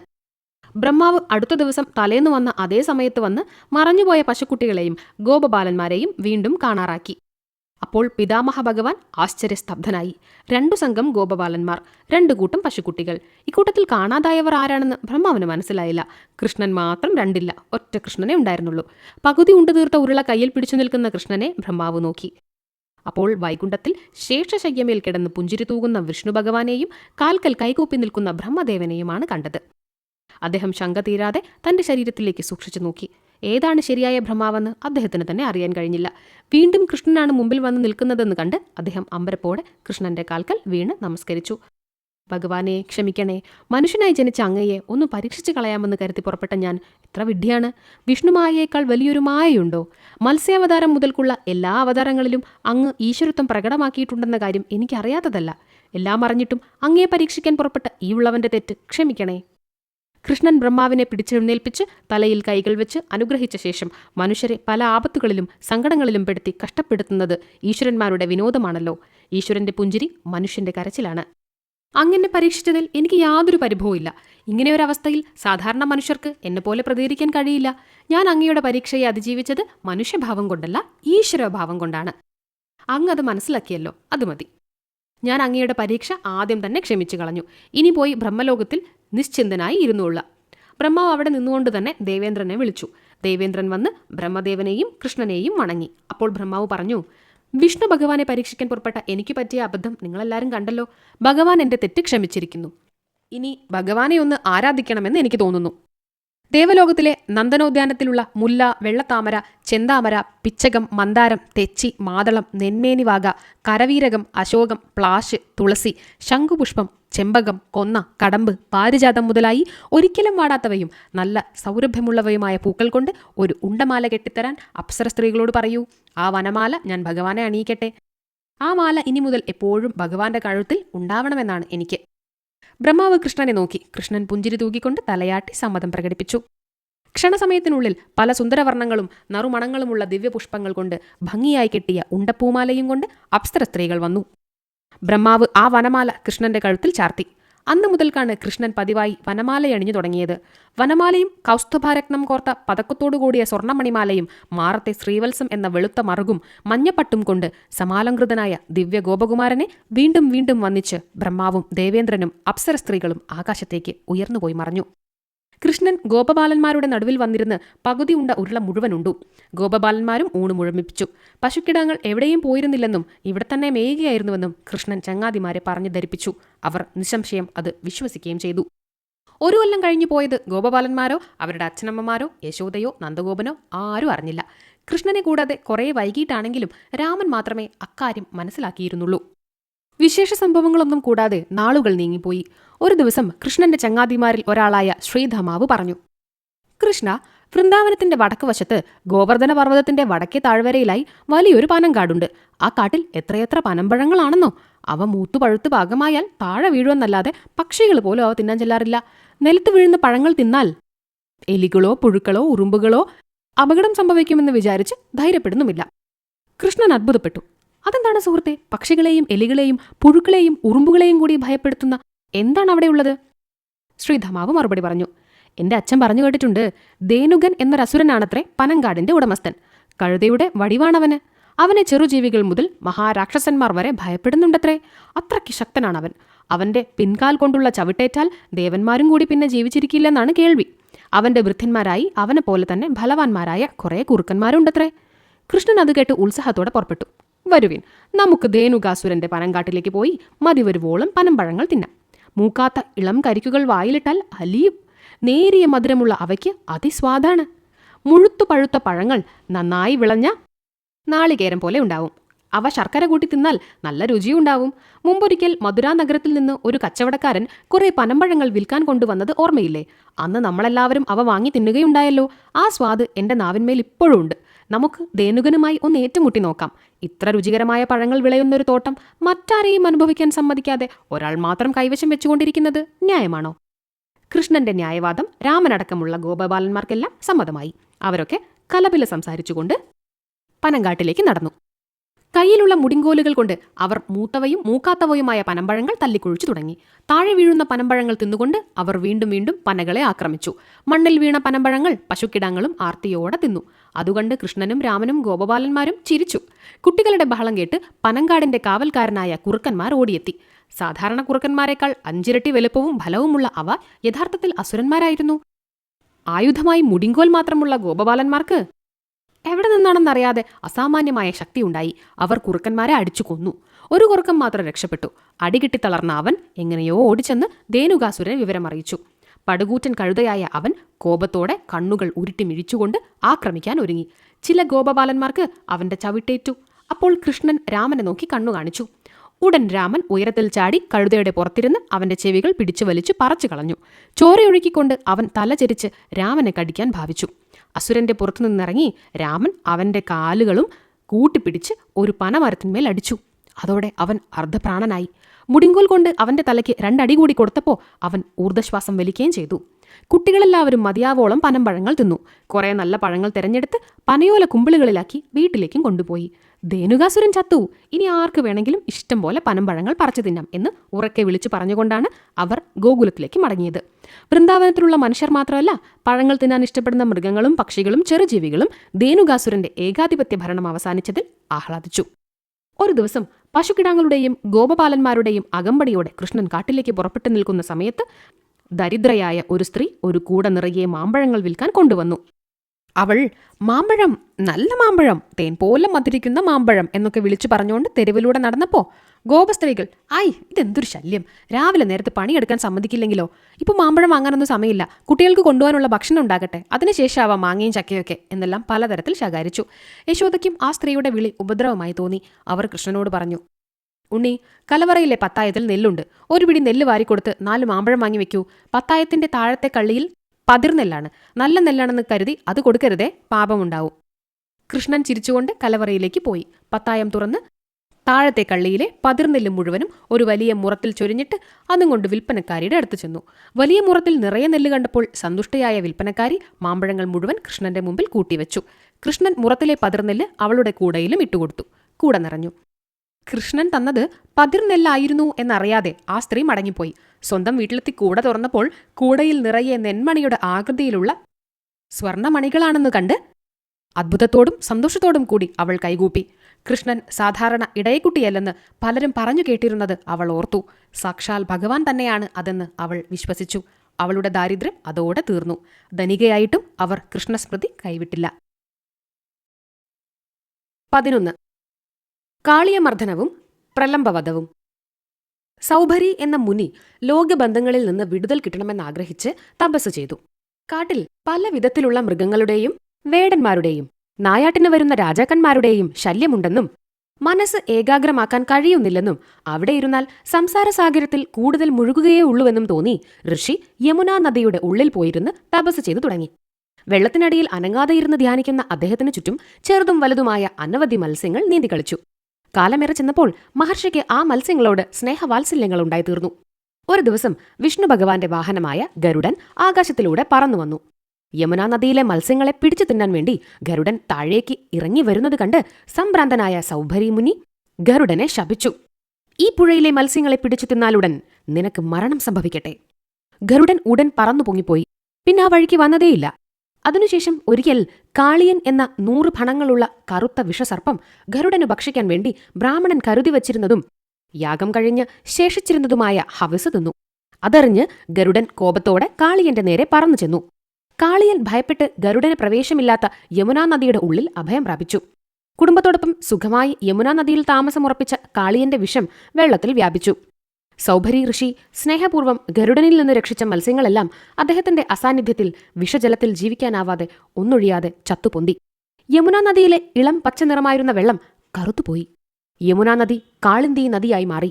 മാത്രമല്ല, കാളിയന്റെ നിശ്വാസത്തിൽ നിന്ന് പുറപ്പെട്ട വിഷജ്വാല തട്ടി ആകാശത്തിലൂടെ പറന്നിരുന്ന പക്ഷികൾ ചത്തുവീഴുകയും കരയിൽ നിന്നിരുന്ന മരങ്ങൾ കരിഞ്ഞു നശിച്ചു പോവുകയും ചെയ്തു. എന്നാൽ പുഴക്കരയിലുണ്ടായിരുന്ന ഒരു കടമ്പുമരത്തിന് മാത്രം യാതൊരു കേടും പറ്റിയില്ല. കുറെ കാലം മുൻപ് തന്റെ അമ്മയായ വിനതയെ നാഗമാതാവും അമ്മയുടെ സപത്നിയുമായ കദ്രുവിന്റെ ദാസ്യത്തിൽ നിന്ന് മോചിപ്പിക്കാൻ ഗരുഡൻ ദേവലോകത്തിൽ നിന്ന് കുറച്ച് അമൃത് ഒരു കുടത്തിൽ ഒഴിച്ചെടുത്ത് കൊണ്ടുപോകുന്ന വഴിക്ക് വിശ്രമിക്കാൻ യമുനാ തീരത്തുള്ള ഒരു കടമ്പു മരത്തിന്മേൽ വന്നിരുന്നപ്പോൾ 2-3 തുള്ളി അമൃത് ആ മരത്തിന്മേൽ വീണു. അതറിയാതെ അല്പസമയം കഴിഞ്ഞ് ഗരുഡൻ പറന്നുപോയി. അമൃതബിന്ദുക്കളുടെ സ്പർശനമേറ്റ കടമ്പ് മറ്റു മരങ്ങളെല്ലാം കാളിയന്റെ വിഷജ്വാലയിൽ ദഹിച്ചുപോയിട്ടും പച്ചപ്പ് വിടാതെ തളിർത്തും പൂത്തും ജീവനോടെ നിന്നു. കൃഷ്ണൻ ബാല്യം വിട്ട് കൗമാരത്തിലെത്തിയിരുന്നതിനാൽ പശുക്കിടങ്ങളെ മേയ്ക്കുന്നതിൽ നിന്ന് വിട്ട് കറവുള്ള പശുക്കളെയും കറവുവറ്റ് ഗർഭിണികളായി തീർന്ന പശുക്കളെയും മേയ്ക്കുന്നതിൽ ഏർപ്പെട്ടു തുടങ്ങിയിരുന്നു. ഒരു ദിവസം കൃഷ്ണനും ഗോപാലന്മാരും കൂടി കാളിന്തി നദിയുടെ കരയിലാവാം ഇന്നത്തെ ഊണും കളികളുമൊക്കെ എന്ന് നിശ്ചയിച്ച് പശുക്കളെയും തെളിച്ചുകൊണ്ട് അങ്ങോട്ട് നടന്നു. അന്ന് ബാലരാമൻ അവരോടൊപ്പം വന്നിരുന്നില്ല. പശുക്കൾ അവിടെ എത്തി കുറച്ചുനേരം മേഞ്ഞു നടന്ന ശേഷം പുഴയിലെ വെള്ളം കുടിച്ചു. ഉടൻ പശുക്കളെല്ലാം ചത്തുവീണു. അവയ്ക്ക് എന്തു പറ്റിയെന്നറിയാതെ ഗോപബാലന്മാർ അന്താളിച്ചു നിന്നു. കൃഷ്ണൻ ഒന്നും അറിയാത്ത ഭാവത്തിൽ ഇരുന്നതേയുള്ളൂ. ഊണ് കഴിഞ്ഞ് ഗോപബാലന്മാർ കൈ കഴുകാൻ പുഴയിലിറങ്ങി. ഈ പുഴയിൽ നല്ല തെളിഞ്ഞ വെള്ളമായിരുന്നുവല്ലോ, ഇപ്പോൾ ഇതെങ്ങനെ കറുപ്പു നിറമായി എന്നൊക്കെ തമ്മിൽ തമ്മിൽ പറഞ്ഞുകൊണ്ട് അവർ കൈക്കുമ്പിളിൽ വെള്ളമെടുത്ത് കുടിച്ചു. അടുത്ത നിമിഷത്തിൽ പശുക്കളെപ്പോലെ അവരെല്ലാവരും മരിച്ചു വീണു. എല്ലാം നോക്കിക്കൊണ്ടിരുന്ന കൃഷ്ണൻ മണൽത്തിട്ടമേൽ നിന്ന് എഴുന്നേറ്റ് കാളിന്തി നദിയിലെ വെള്ളം തന്റെ കൈക്കുടന്നയിൽ മുക്കിയെടുത്ത് ഗോപബാലന്മാരുടെയും പശുക്കളുടെയും മേൽ തളിച്ചു. അവരെല്ലാവരും ഉടൻ തന്നെ ഉറക്കത്തിൽ നിന്ന് ഉണർന്നെഴുന്നേൽക്കുന്നത് പോലെ ജീവിച്ചു വന്നു. പശുക്കൾ നന്ദിയോടെ കൃഷ്ണന്റെ മുഖത്ത് നോക്കി ആഹ്ലാദ ശബ്ദം പുറപ്പെടുവിപ്പിച്ച് കാലിന്മേൽ നക്കി. ഗോപബാലന്മാരാകട്ടെ കൃഷ്ണന്റെ അദ്ഭുതകർമ്മങ്ങൾ പലപ്പോഴും കണ്ടറിഞ്ഞിട്ടുള്ളവരായിരുന്നിട്ടും വിഷ്ണുമായയുടെ പ്രഭാവത്താൽ ഇതാണ് പറഞ്ഞത്, ഈ വിഷജലത്തിന്റെ വീര്യം അദ്ഭുതാവഹം തന്നെ, എന്തൊരു ഉത്സാഹവും പ്രസരിപ്പുമാണിപ്പോൾ തോന്നുന്നത് എന്നു പറഞ്ഞു. എല്ലാവരെയും ജീവിപ്പിച്ച ശേഷം കൃഷ്ണൻ പച്ചപ്പ് വിടാതെ നിൽക്കുന്ന കടമ്പുമരത്തിന്റെ ഏറ്റവും ഉയർന്ന കൊമ്പത്തു കയറി പുഴയിലേക്ക് ചാടാനൊരുങ്ങി. ഗോപബാലന്മാർ ഉറക്കെ വിളിച്ചു പറഞ്ഞു, അയ്യോ കൃഷ്ണ, പുഴയിലേക്ക് ചാടരുതേ, വെള്ളത്തിൽ പാമ്പിന്റെ വിഷം കലർന്നിട്ടുണ്ടെന്ന് അറിയാലോ. കാളിയനെന്ന പെരുത്ത കരിമ്പാമ്പ് ഈ പുഴയിലുണ്ടെന്ന് ആരൊക്കെയോ പറഞ്ഞതായി ഓർത്തത് ഇപ്പോൾ മാത്രാണ്. അതിന് 100 ഫണങ്ങളുണ്ടത്രേ. അത് പാർക്കുന്ന പുഴയിലേക്ക് ചാടരുതേ, ചാടരുതേ. ഗോപബാലന്മാരുടെ പരിവേദനങ്ങൾ വിലവെക്കാതെ കൃഷ്ണൻ പുഴയിലേക്ക് എടുത്തു ചാടി. 10 വയസ്സ് മാത്രം പ്രായമുള്ള കൊച്ചുകുമാരനാണ് കൃഷ്ണനെങ്കിലും വലിയ ഭാരമുള്ള വസ്തു വീണതുപോലെ പുഴവെള്ളം ഊക്കിൽ വളരെ ഉയരത്തോളം പൊങ്ങി. വെള്ളത്തിൽ കനമുള്ള എന്തോ ഒന്ന് വീണതറിഞ്ഞ് കാളിയൻ കോപത്തോടെ അടിയിൽ നിന്ന് ഉയർന്നു വന്നു നോക്കി.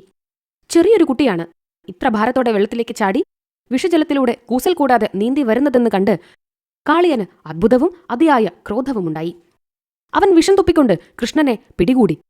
കൃഷ്ണന്റെ ദേഹത്തിൽ മുഴുവൻ ചുറ്റിവരിഞ്ഞ് നടുവിലെ ഭണത്തിന്റെ അറ്റം പിളർന്ന നാവു നീട്ടി കൃഷ്ണന്റെ മുഖത്ത് നക്കി.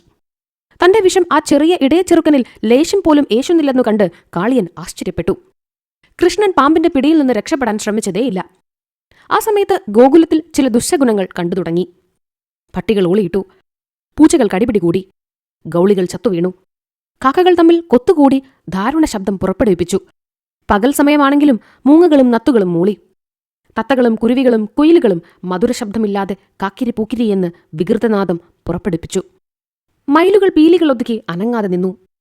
വായിൽ പകുതി ചവച്ച പുല്ലോടെ മാനുകൾ അങ്ങോട്ടും ഇങ്ങോട്ടും പരിഭ്രമത്തോടെ ഓടി. എന്തോ ആപത്തടുത്തതുപോലെയുള്ള ഒരു തോന്നൽ നന്ദഗോപനും യശോദയ്ക്കുമുണ്ടായി. ദുശഗുണങ്ങൾ കണ്ടു ഭയപ്പെട്ട ഗോപന്മാരും ഗോപസ്ത്രീകളും നന്ദഗോപന്റെയും യശോദയുടെയും രോഹിണിയുടെയും കൂടെ കുട്ടികൾ പശുക്കളെ മേയ്ക്കാറുള്ള കാട്ടിലേക്ക് പുറപ്പെട്ടു. അപ്പോൾ ബലരാമൻ പറഞ്ഞു, അച്ഛാ, അമ്മേ, അവരൊക്കെ ഇന്ന് യമുനാ നദിയുടെ തീരത്തേക്കാണ് പോകുന്നതെന്ന് പറഞ്ഞിരുന്നു രാവിലെ. അതുകൊണ്ട് നമുക്ക് അങ്ങോട്ട് പോവാം. രാമന്റെ അഭിപ്രായമനുസരിച്ച് എല്ലാവരും കൂടി യമുനാ നദീ തീരത്തേക്ക് തിടുക്കത്തിൽ നടന്നു. അവിടെ കണ്ട കാഴ്ച അവരെ വല്ലാതെ ഭയപ്പെടുത്തി. പശുക്കളും ഗോപബാലന്മാരും പുഴയിലേക്ക് നോക്കിക്കൊണ്ട് നിലവിളിക്കുന്നു. വലിയൊരു കറുത്ത പാമ്പ് കൃഷ്ണനെ അടിമുടി ചുറ്റിവരിഞ്ഞിരിക്കുന്നു. ഭഗവാനെ, നാരായണ, വിഷവീര്യം കൊണ്ട് വെള്ളം പോലും മലിനമാക്കിയ മഹാസർപ്പത്തിന്റെ പിടിയിലാണല്ലോ ഉണ്ണി പെട്ടിരിക്കുന്നത്. ഉണ്ണി രക്ഷപ്പെടാൻ യാതൊരു സാധ്യതയില്ല. എന്റെ പൊന്നുണ്ണി കൃഷ്ണനല്ലാതെ ഞാൻ ജീവിക്കില്ല എന്ന് കരഞ്ഞു പറഞ്ഞുകൊണ്ട് യശോദയും പിന്നാലെ നന്ദഗോപനും പുഴയിലേക്ക് ചാടാനൊരുങ്ങി. ബലരാമൻ അവരെ തടഞ്ഞു. അച്ഛനും അമ്മയും ഭയപ്പെടേണ്ട. ഈ പാമ്പിനെ തോൽപ്പിക്കാൻ കൃഷ്ണൻ മതി. കൃഷ്ണന് ഒന്നും പറ്റാതെ ഉടൻ നീന്തിവരും. അച്ഛനും അമ്മയും പുഴയിൽ ചാടാനാണ് ഭാവമെന്ന് കണ്ടപ്പോൾ കാളിയന്റെ അഹങ്കാരം വർദ്ധിക്കട്ടെ എന്നു കരുതി അത്രയും നേരം അവന്റെ പിടിയിൽ പെട്ടതായി നടിച്ചിരുന്ന കൃഷ്ണൻ പെട്ടെന്ന് അവനെ തള്ളി നീക്കി പുറത്തു വന്നു. 100 ഫണങ്ങൾ പൊക്കിപ്പിടിച്ച് കൃഷ്ണനെ കൊത്താനോങ്ങിയ പെരുമ്പാമ്പിനെ കൃഷ്ണൻ ഇടതുകൈയുടെ ഉള്ളിലൊതുക്കി ചാടി കുതിച്ച് അതിന്റെ ഫണത്തിന്മേൽ കയറി. പാമ്പിന്റെ വാൽ പിടിച്ചുകൊണ്ട് കൃഷ്ണൻ ആ ഫണത്തിന്മേൽ ഊക്കിൽ ചവിട്ടി നൃത്തം ചെയ്തു. ആ ഫണം താണപ്പോൾ അടുത്ത ഫണത്തിലേക്ക് ചാടി നൃത്തം തുടർന്നു. ഓരോ ഫണമായി 100 ഫണങ്ങളും കൃഷ്ണന്റെ കാലടികൾ താളത്തിൽ ചവിട്ടി താഴ്ത്തി. കാളിയൻ അവശനായി ചോര ഛർദ്ദിച്ചു തുടങ്ങി. ആ മനോഹരമായ നൃത്തവും സർപ്പത്തിന്റെ തളർച്ചയും കണ്ട് ഗോപന്മാരൊക്കെ വിസ്മയത്തോടെ സന്തോഷിച്ചു. കാളിയൻ ക്ഷീണിച്ച് അവശനായി അനങ്ങാൻ പോലും ആളാവാതെ വെള്ളത്തിലേക്ക് താഴുന്നത് കണ്ട് അവന്റെ പത്നിമാരായ നാഗസുന്ദരിമാർ മാണിക്യം മുതലായ രത്നങ്ങളും മിനുത്ത നേരിയ പട്ടുവസ്ത്രങ്ങളും കൊണ്ടുവന്ന് കാഴ്ചവെച്ച് കൃഷ്ണനെ കൈകൂപ്പി വന്ദിച്ചു. ഭഗവാനെ, അവിടുത്തെ മഹിമയെക്കുറിച്ച് ഞങ്ങളെല്ലാവരും മുൻപ് തന്നെ പല കഥകളും കേട്ടിരുന്നു. എന്നാൽ ഞങ്ങളുടെ ഗർവിഷ്ഠനായ ഭർത്താവ് അതൊക്കെ പുച്ഛിച്ചു തള്ളുകയാണ് ചെയ്തത്. ഇപ്പോൾ നേരിട്ട് അനുഭവിച്ചപ്പോഴേ കാളിയ സർപ്പത്തിന്റെ അഹംഭാവം നശിച്ചുള്ളൂ. കേട്ടാലറിയാത്തവൻ കണ്ടാലറിയുമെന്നാണല്ലോ. എന്നാൽ കണ്ടാലും അറിയാത്തവൻ കൊണ്ടാലേ അറിയൂ. ഞങ്ങളൊക്കെ വിലക്കിയിട്ടും കാളിയൻ അവിടുത്തെ ധിക്കരിച്ച് ചുറ്റി വരിഞ്ഞ് പണങ്ങൾ പൊക്കി കടിച്ചുവല്ലോ. കടികിട്ടിയ അവിടുത്തേക്കല്ല, കടിച്ച കാളിയനാണ് മരിക്കാറായി കിടക്കുന്നത്. അവിടുന്ന് കാരുണ്യത്തോടെ മന്ദബുദ്ധിയായ ഈ പാമ്പിനോട് ക്ഷമിച്ച് ക്ഷീണം തീർത്ത് എഴുന്നേൽപ്പിക്കണേ. നാഗവനിതമാരുടെ സങ്കടം കണ്ട കൃഷ്ണൻ കരുണയോടെ പറഞ്ഞു. നിങ്ങളെല്ലാരും കൂടി കാളിയനെ യമുനാ നദിയിൽ നിന്ന് കൊണ്ടുപോവണം. ഇവൻ വിഷം തുപ്പി പുഴവെള്ളവും ചുറ്റുപാടുകളും മലിനമാക്കിയിരിക്കുന്നു. ഈ പുഴയിലെ വെള്ളത്തിന്റെ കറുപ്പു നിറം ഒരിക്കലും പോവില്ല. എന്നാൽ കാളിയൻ പുഴ വിട്ടു പോകുന്നതോടെ വിഷമില്ലാതെയാവും. ജീവജാലങ്ങൾക്ക് ആശ്വാസമാവും. കാളിന്തി നദിയിലെ വെള്ളം തൊട്ടാൽ മതി, മനുഷ്യരുടെ പാപങ്ങളൊക്കെ നശിച്ചു പോവും. ഗംഗാനദിയെപ്പോലെ കാളിന്തി നദിയും പരിശുദ്ധയായിത്തീരും. കാളിയൻ പണങ്ങൾ കുനിച്ച് കൃഷ്ണനോട് അപേക്ഷിച്ചു. അങ്ങ് കൽപ്പിച്ച പോലെ ഞങ്ങൾ ഇവിടം വിട്ടു പോയിക്കോളാം. എന്നാൽ ഗരുഡൻ എന്നെ പിടികൂടി കൊന്നു തിന്നാൽ എന്തു ചെയ്യും? തക്കം നോക്കിയിരിക്കുകയാണവൻ. വിഷ്ണു ഭഗവാന്റെ വാഹനമായ പക്ഷിരാജന് എവിടെയും ചെല്ലാം. എന്നാൽ യമുനാ നദിയിലെന്ന പോലെ ഗരുഡൻ ഒരിക്കലും പോകാത്ത രമണകം എന്നൊരു ദ്വീപുണ്ട്. ആരുടെയും ശാപം കൊണ്ടല്ല ഗരുഡൻ അങ്ങോട്ട് പോകാത്തത്. വിഹകരാജന്റെ ബദ്ധശത്രുക്കളായ കുറെ സർപ്പങ്ങൾ രമണക ദ്വീപിലുണ്ട്. അമ്മയായ വനിതയുടെ സപത്നി കദ്രുവിനോട് ആ ദ്വീപിൽ വസിക്കുന്ന പാമ്പുകളെ ഒരിക്കലും കൊന്നു തിന്നുകയില്ലെന്ന് ഗരുഡൻ പ്രതിജ്ഞ ചെയ്തിട്ടുണ്ട്. അതുകൊണ്ട് കാളിയനും കുടുംബത്തിനും അങ്ങോട്ട് പോവാം. ഗരുഡനെ ഭയപ്പെടാതെ സുഖമായി ജീവിക്കാം. കാളിയൻ കൃഷ്ണന്റെ ആജ്ഞയനുസരിച്ച് കുടുംബത്തോടൊപ്പം കരയ്ക്കു കയറി രമണകദ്വീപിലേക്ക് യാത്ര തിരിച്ചു. കൃഷ്ണൻ കാളിയന്റെ ഭണങ്ങളിൽ ചവിട്ടി നൃത്തം ചെയ്ത് അവനെ അവശനാക്കിയെന്നു കണ്ട് ഗോപന്മാരൊക്കെ അളവറ്റ സന്തോഷത്തിൽ മുഴുകി. കൃഷ്ണനും കാളിയനും തമ്മിൽ നടന്ന സംഭാഷണം ബലരാമനൊഴിച്ച് അവരാരും കേട്ടില്ല. പാമ്പ് പുഴവിട്ടു പോകുന്നത് അവർ കണ്ടു. കൃഷ്ണൻ നീന്തി കരയ്ക്കു കയറി. കാളിയൻ എന്നേക്കുമായി പോയി കഴിഞ്ഞു. ഇനി ഈ വെള്ളത്തിന് വിഷമുണ്ടാവുകയില്ല. എല്ലാവർക്കും ഈ വെള്ളം കുടിക്കാനും കുളിക്കാനും ഉപയോഗിക്കാം. നന്ദഗോപനും യശോദയും കണ്ണീരോടെ കൃഷ്ണനെ ആശ്ലേഷിച്ചു. അവരുടെ മകൻ വലിയൊരു മാലിന്യ സംസ്കരണത്തിന് നിമിത്തമായതിൽ അവർ സന്തോഷിച്ചു. ഈ കോലാഹലങ്ങളെല്ലാം കഴിഞ്ഞപ്പോഴേക്കും സമയം രാത്രിയായി കഴിഞ്ഞിരുന്നു. കറുത്തപക്ഷമായതിനാൽ നിലാവുണ്ടായിരുന്നതുമില്ല. ഇരുട്ടത്ത് ഗോകുലത്തിലേക്ക് മടങ്ങിപ്പോകുന്നത് ദുസ്സാധ്യമായതുകൊണ്ട് രാത്രി പുഴക്കരയിൽ തന്നെ കഴിച്ചുകൂട്ടാമെന്ന് ഗോപന്മാർ നിശ്ചയിച്ചു. എല്ലാവരും ഉത്തരീയമോ അരയിലുടുത്ത 2 വസ്ത്രങ്ങളിൽ ഒരു വസ്ത്രമോ വിരിച്ച് മണലിൽ അവിടെയും ഇവിടെയുമായി കിടന്നുറങ്ങി. പുഴക്കത്തായതിനാൽ കുളിർമയുള്ള ഇളങ്കാറ്റ് വീശിയിരുന്നു. എല്ലാവരും സുഖനിദ്രയിൽ മുഴുകി. ആ സമയത്ത് കാളിന്തി നദിയുടെ കരയിൽ കാളിയന്റെ വിഷജ്വാലയേറ്റ് കരിഞ്ഞു നിന്നിരുന്ന ഉണക്കമരങ്ങൾ തമ്മിൽ കൂട്ടിയുരസി കാട്ടുതീ കത്തിത്തുടങ്ങി. കിടക്കുന്ന സമയത്ത് തോന്നിയ ഇളം തണുപ്പ് പെട്ടെന്ന് കൊടും ചൂടായി മാറിയപ്പോൾ ഗോപന്മാരും ഗോപസ്ത്രീകളുമെല്ലാം ഉണർന്നു. ചുറ്റും പടർന്ന കാട്ടുതീ കണ്ട് അവർ നിലവിളിച്ചു തുടങ്ങി. ഭഗവാനെ, പത്മനാഭ, ഇതെന്തൊരു കളിയാണ്!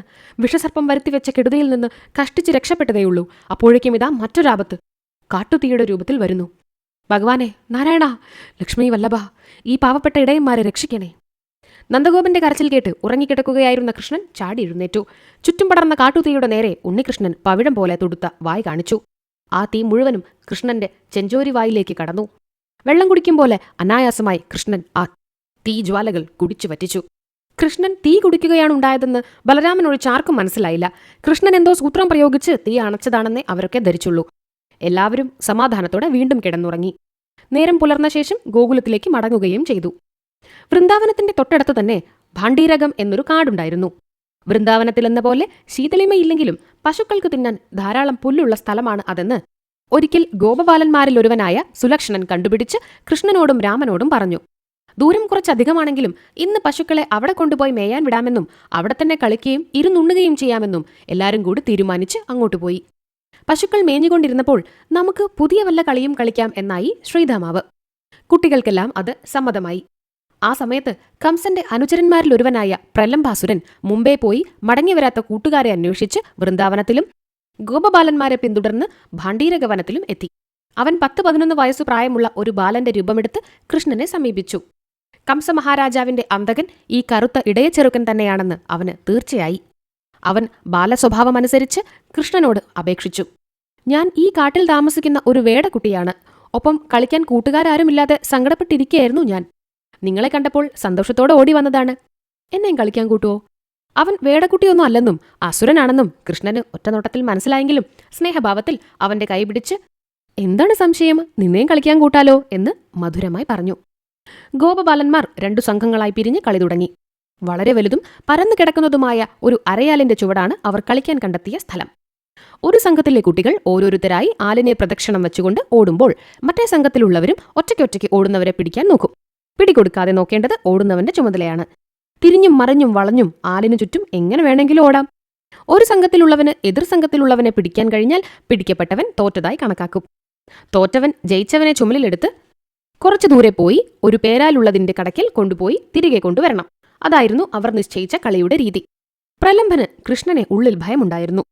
കംസന്റെ അടുത്തുനിന്ന് പോയവരാരും മടങ്ങി വന്നിട്ടില്ല. കറുത്തു മെലിഞ്ഞ് വലിപ്പം കുറഞ്ഞ കൊച്ചു ചെറുക്കനാണെങ്കിലും മുഖശ്രീയുള്ള ഈ കുറുമ്പനെ പേടിക്കണം. അതുകൊണ്ട് പ്രലംബൻ ഞാൻ കൃഷ്ണന്റെ ഭാഗത്ത് നിൽക്കാം എന്നു പറഞ്ഞു. കൃഷ്ണൻ അത് സമ്മതിക്കുകയും ചെയ്തു. ഒരു പക്ഷത്തിന്റെ നേതാവ് കൃഷ്ണനും മറുപക്ഷം നയിച്ചത് രാമനുമായിരുന്നു. കളി തുടങ്ങി. ഏറെ നേരം കഴിയും മുൻപ് കൃഷ്ണനെ എതിർപക്ഷത്തുള്ള ശ്രീധാമാവ് തോൽപ്പിച്ചു. കൃഷ്ണൻ ശ്രീധാമാവിനെ ചുമലിലെടുത്ത് പേരാൽ വരെ കൊണ്ടുപോയി തിരികെ കൊണ്ടുവന്ന് വിട്ടു.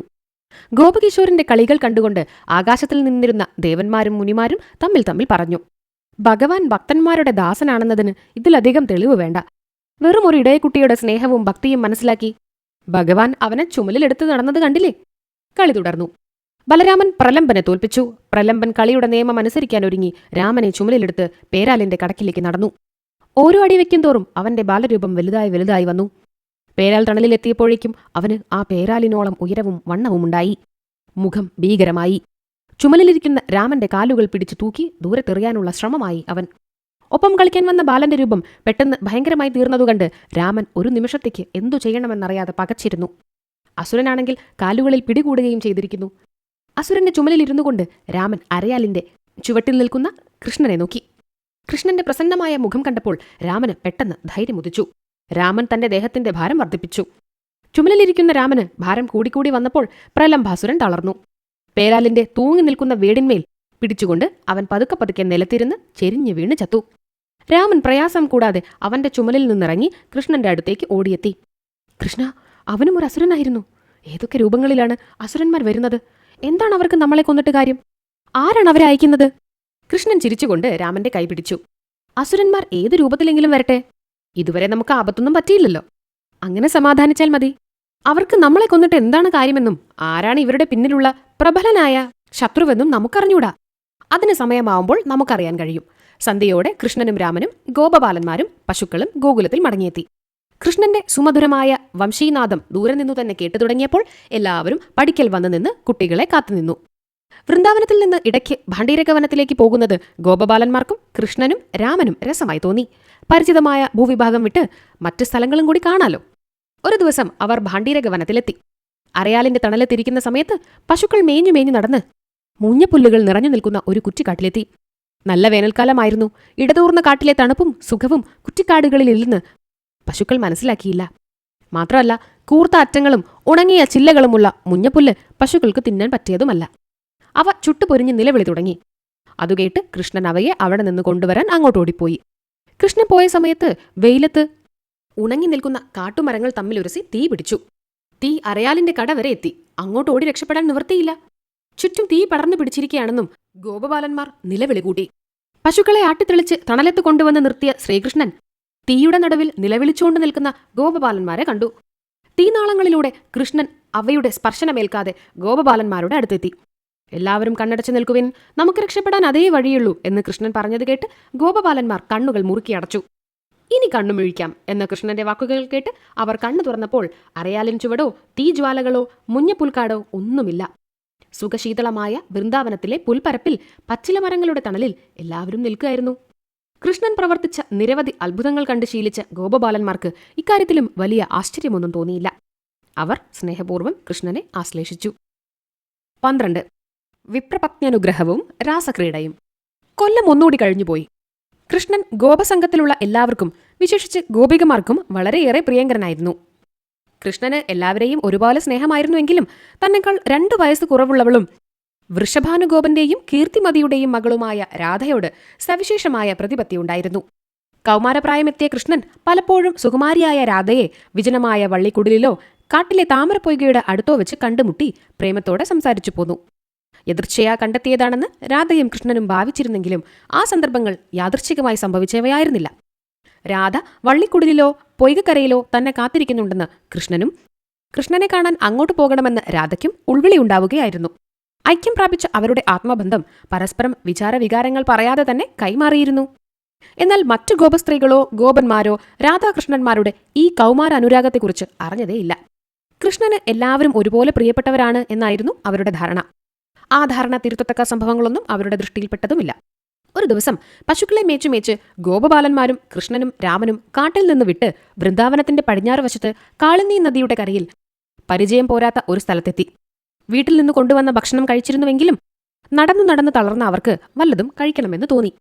ഗോപബാലന്മാരുടെ മനസ്സിലെ വിചാരം മനസ്സിലാക്കി കൃഷ്ണൻ സ്നേഹപൂർവ്വം പറഞ്ഞു, ചങ്ങാതിമാരെ, ഇവിടെ നിന്ന് അധികം ദൂരത്തിലല്ലാതെ കുറെ ബ്രാഹ്മണർ ഒരു യാഗം നടത്തുന്നുണ്ടെന്നും വന്നിക്കാൻ പോകണമെന്നും അച്ഛൻ ഇന്നലെ അമ്മയോട് പറയുന്നത് കേട്ടു. നിങ്ങൾ അവിടെ പോയി വൃന്ദാവനത്തിലെ നന്ദഗോപന്റെ മകൻ കൃഷ്ണൻ പറഞ്ഞയച്ചു വന്നതാണെന്നും വിശക്കുന്നുണ്ടെന്നും കുറച്ച് ഭക്ഷണം തരണമെന്നും അപേക്ഷിച്ചു നോക്കൂ.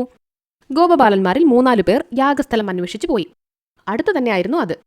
സുഗന്ധിയായ പുക പരത്തുന്ന യാഗശാലയുടെ വാതിൽക്കൽ ചെന്ന് ഗോപബാലന്മാർ യാചിച്ചു.